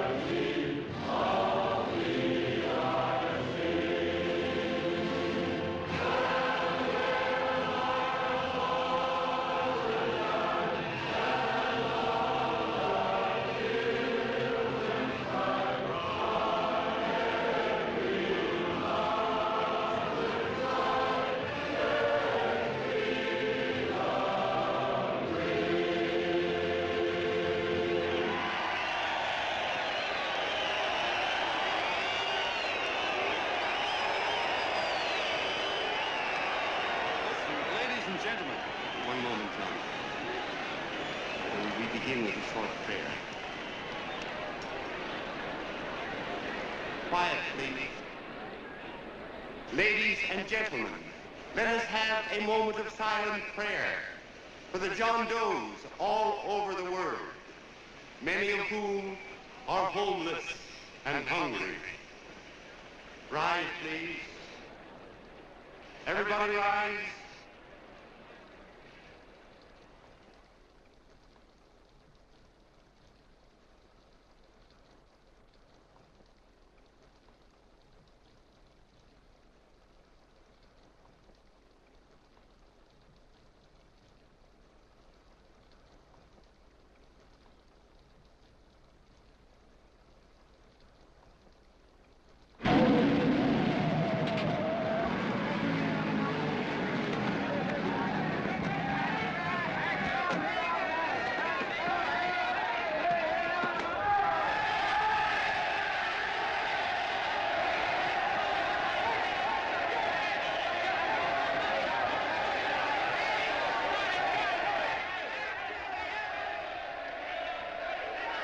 Newsboys. Hundreds of yelling newsboys are swarming into the park like locusts. They're yelling John Doe's a fake. Fake.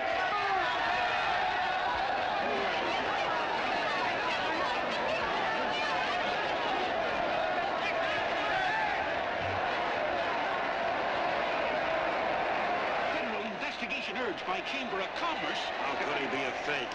It must be some kind of a gag. A what? A gag. A gag!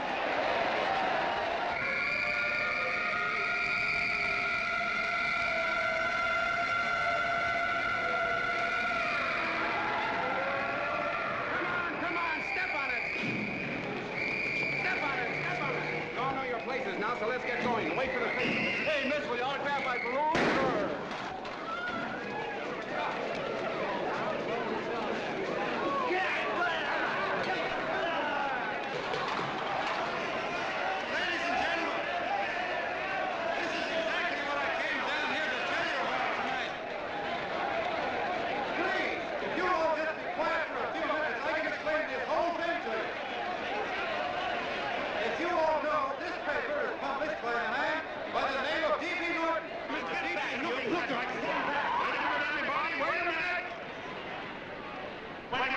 Gentlemen,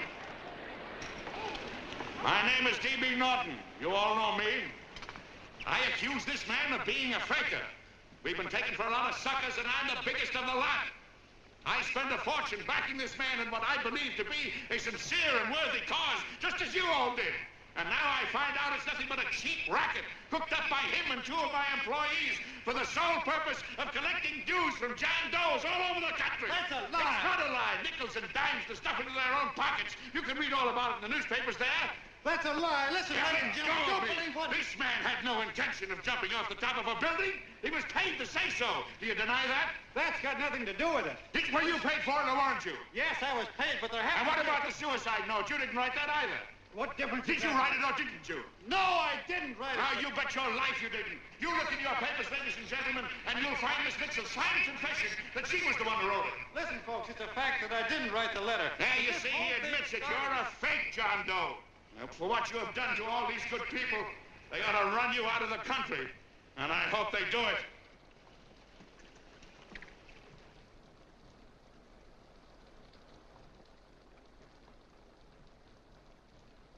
Speak up, John. We believe you. Please, listen, folks. Now that he's through shooting over his face, I've got a couple of things to tell you about. Come on, the rest of you get in here and riot. Break this crowd up. Come on. I'm sorry, folks, but we can't hear him anymore. Something's gone wrong with the loudspeakers. John Doe's a fake! Boo! They can't hear me. Boo! This thing's not working. Ladies and gentlemen.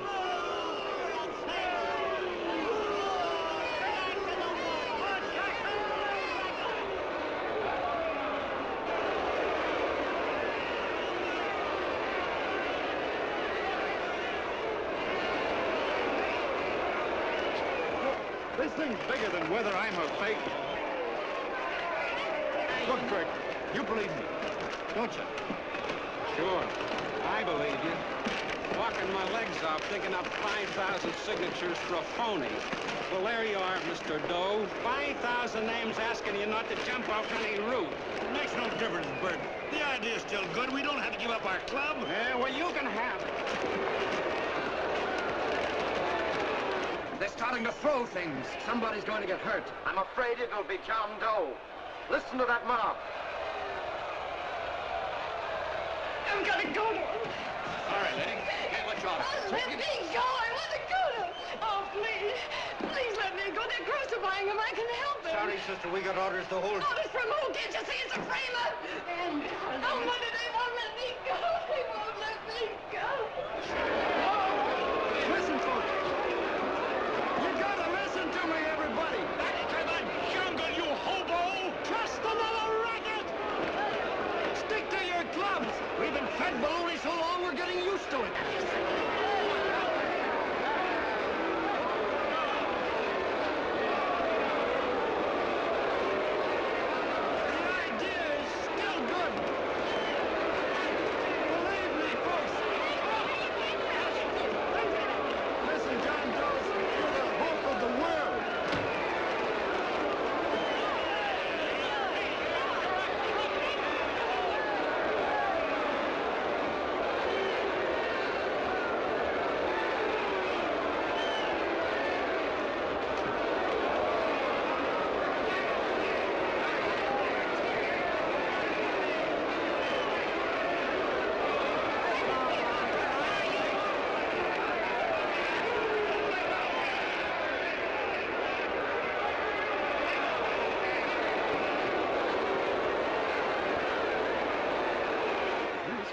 To get him out of the park. But if that boy isn't hurt, it'll be a miracle. Ladies and gentlemen, this certainly looks like the end of the John Doe movement. Well, boys, you can chalk up another one to the Pontius Pilates.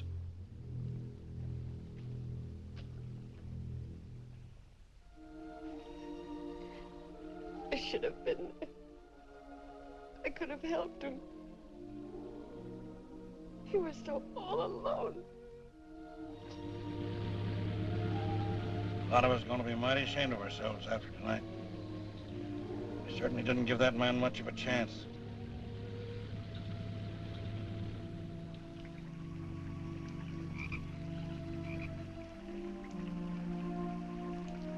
Have some more coffee, Long John? No thanks, Carl.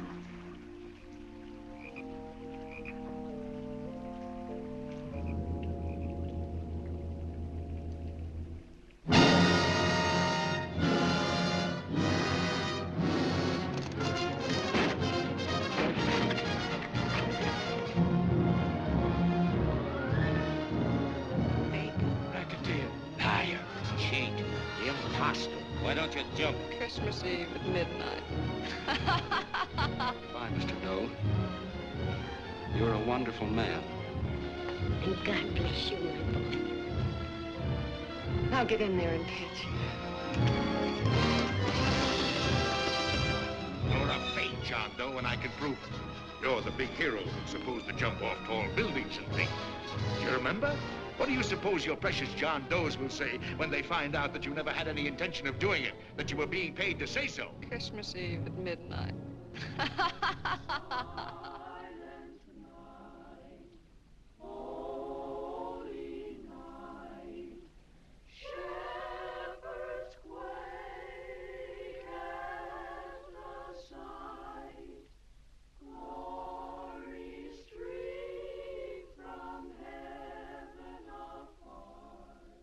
Merry Christmas, son. Merry Christmas.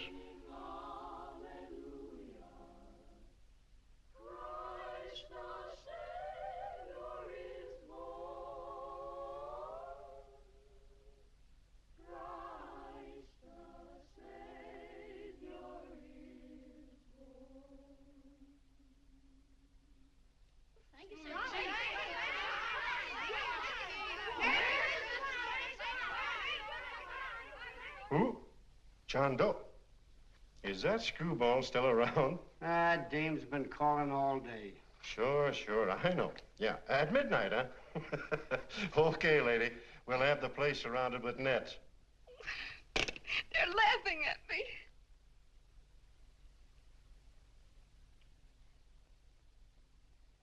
You're a sick girl, Anne. You better take it easy. Whom are you calling now?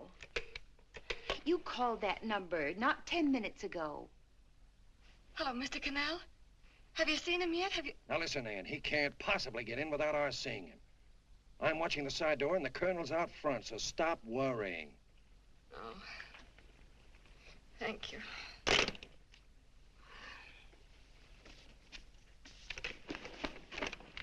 What, Ann? Anne, don't be foolish. If this isn't the craziest, the battiest, the looniest wild goose chase I ever heard of. Oh, shut up, Bert. Sourpuss is right. Yeah, Willoughby is. I'm a banana split. That man is going to be on that roof. Don't ask me how I know. I just know, and you know it as well as I do. Sure. I'd like to believe in fairy tales, but a guy that's a fake isn't going to jump off any roof. I don't think he was any fake, not with that face. And anyway, what he stood for wasn't a fake. Okay, honey, okay.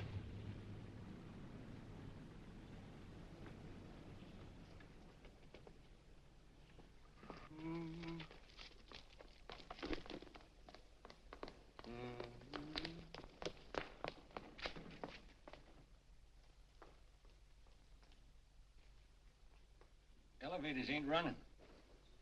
Colonel, You shouldn't have got out of bed, miss. has he been here?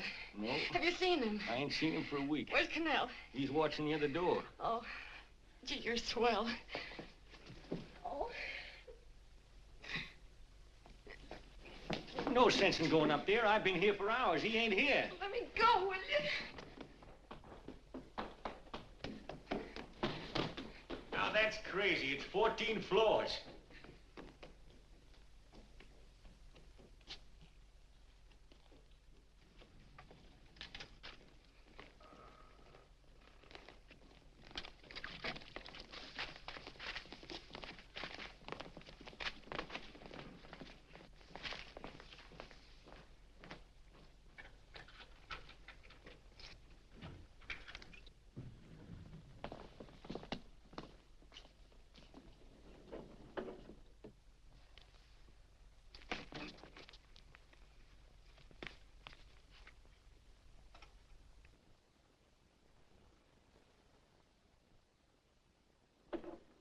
far as the elevator goes.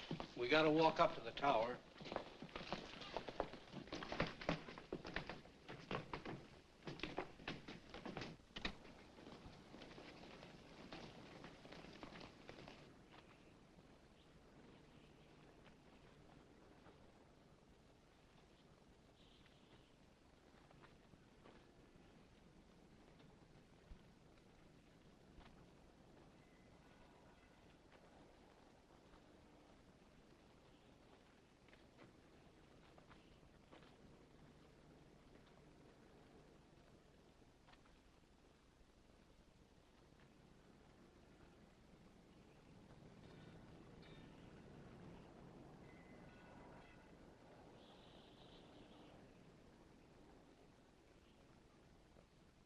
That tramp was probably full of Christmas cheer and asleep in some flop house.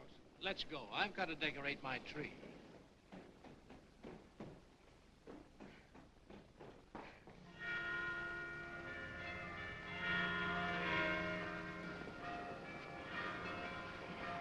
Well, I give up. I don't know what gave us the idea that we need attempt anything like this. I guess you're right. I'm afraid the joke's on us. Let's go. I hope nobody finds out we've been here.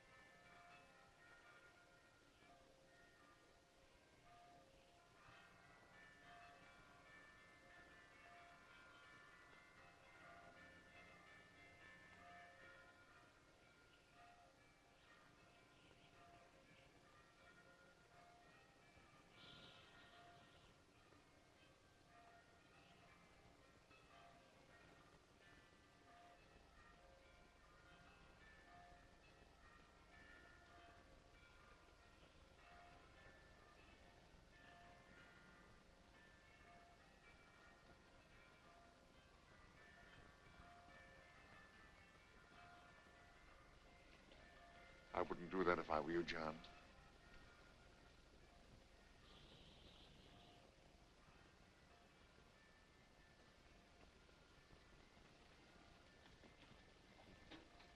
It'll do you no good. Mayor has policemen downstairs with instructions to remove all marks of identification you may have on your person. You'll be buried in Potter's Field and you will have accomplished nothing.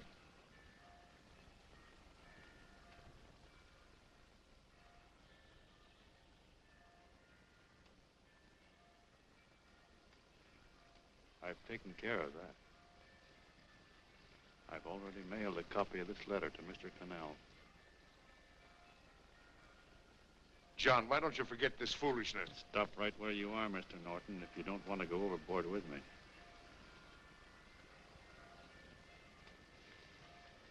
I'm glad you gentlemen are here. You killed the John Doe movement, all right. But you're going to see it born all over again.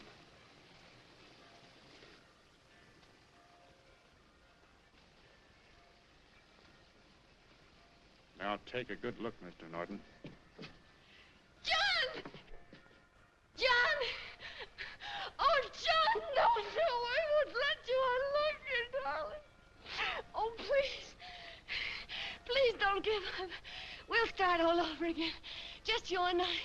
It isn't too late. The John Doe movement isn't dead yet. You see, John, it isn't dead or they wouldn't be here. It's alive in them. They kept it alive by being afraid of. That's why they came up here.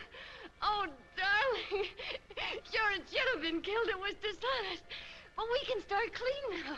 Just you and I. It'll grow, John, and it'll grow big because it'll be honest this time. Oh, John, if it's worth dying for, it's worth living for. Oh, please, John. Oh. Oh, please, please, God, help me. John, look at me. You want to be honest, don't you? Well, you don't have to die to keep the John Doe idea alive. Someone already died for that once. The first John Doe. And he's kept that idea alive for nearly 2,000 years. It was he who kept it alive in them. And he'll go on keeping it alive forever and always. For every John Doe movement these men kill, a new one will be born. That's why those bells are ringing, John. They're calling to us. Not to give up, but to keep on fighting, to keep on pitching. Oh, don't you see, darling? This is no time to give up. You and I, John, we... Oh, no. No, John. If you die, I want to die, too. Oh, I love you. Oh, John.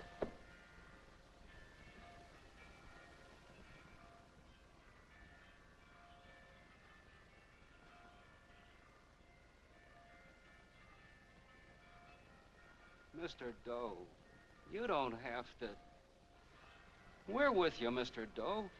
We just lost our heads and acted like a mob. What Bert's trying to say is that we need you, Mr. Doe. There were a lot of us that didn't believe what that man said. We were going to start up our John Doe Club again, whether we saw you or not. Weren't we, Bert? And there were a lot of others that were going to do the same thing. Well, Mr. Sarpus even got a letter from his cousin in Toledo. I got it right here, Mr. Doe. Only it'd be a lot easier with you. Please. Please come with us, Mr. Doe.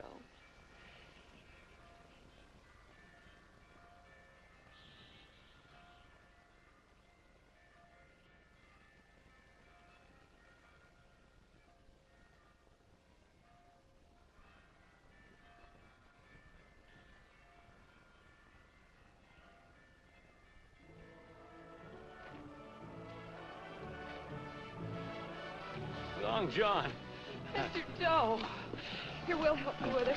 She'll be all right. Mr. Doe, take her right down to the car. And right up. Look, we got a car right down. They are, Norton, the people. Try and lick that.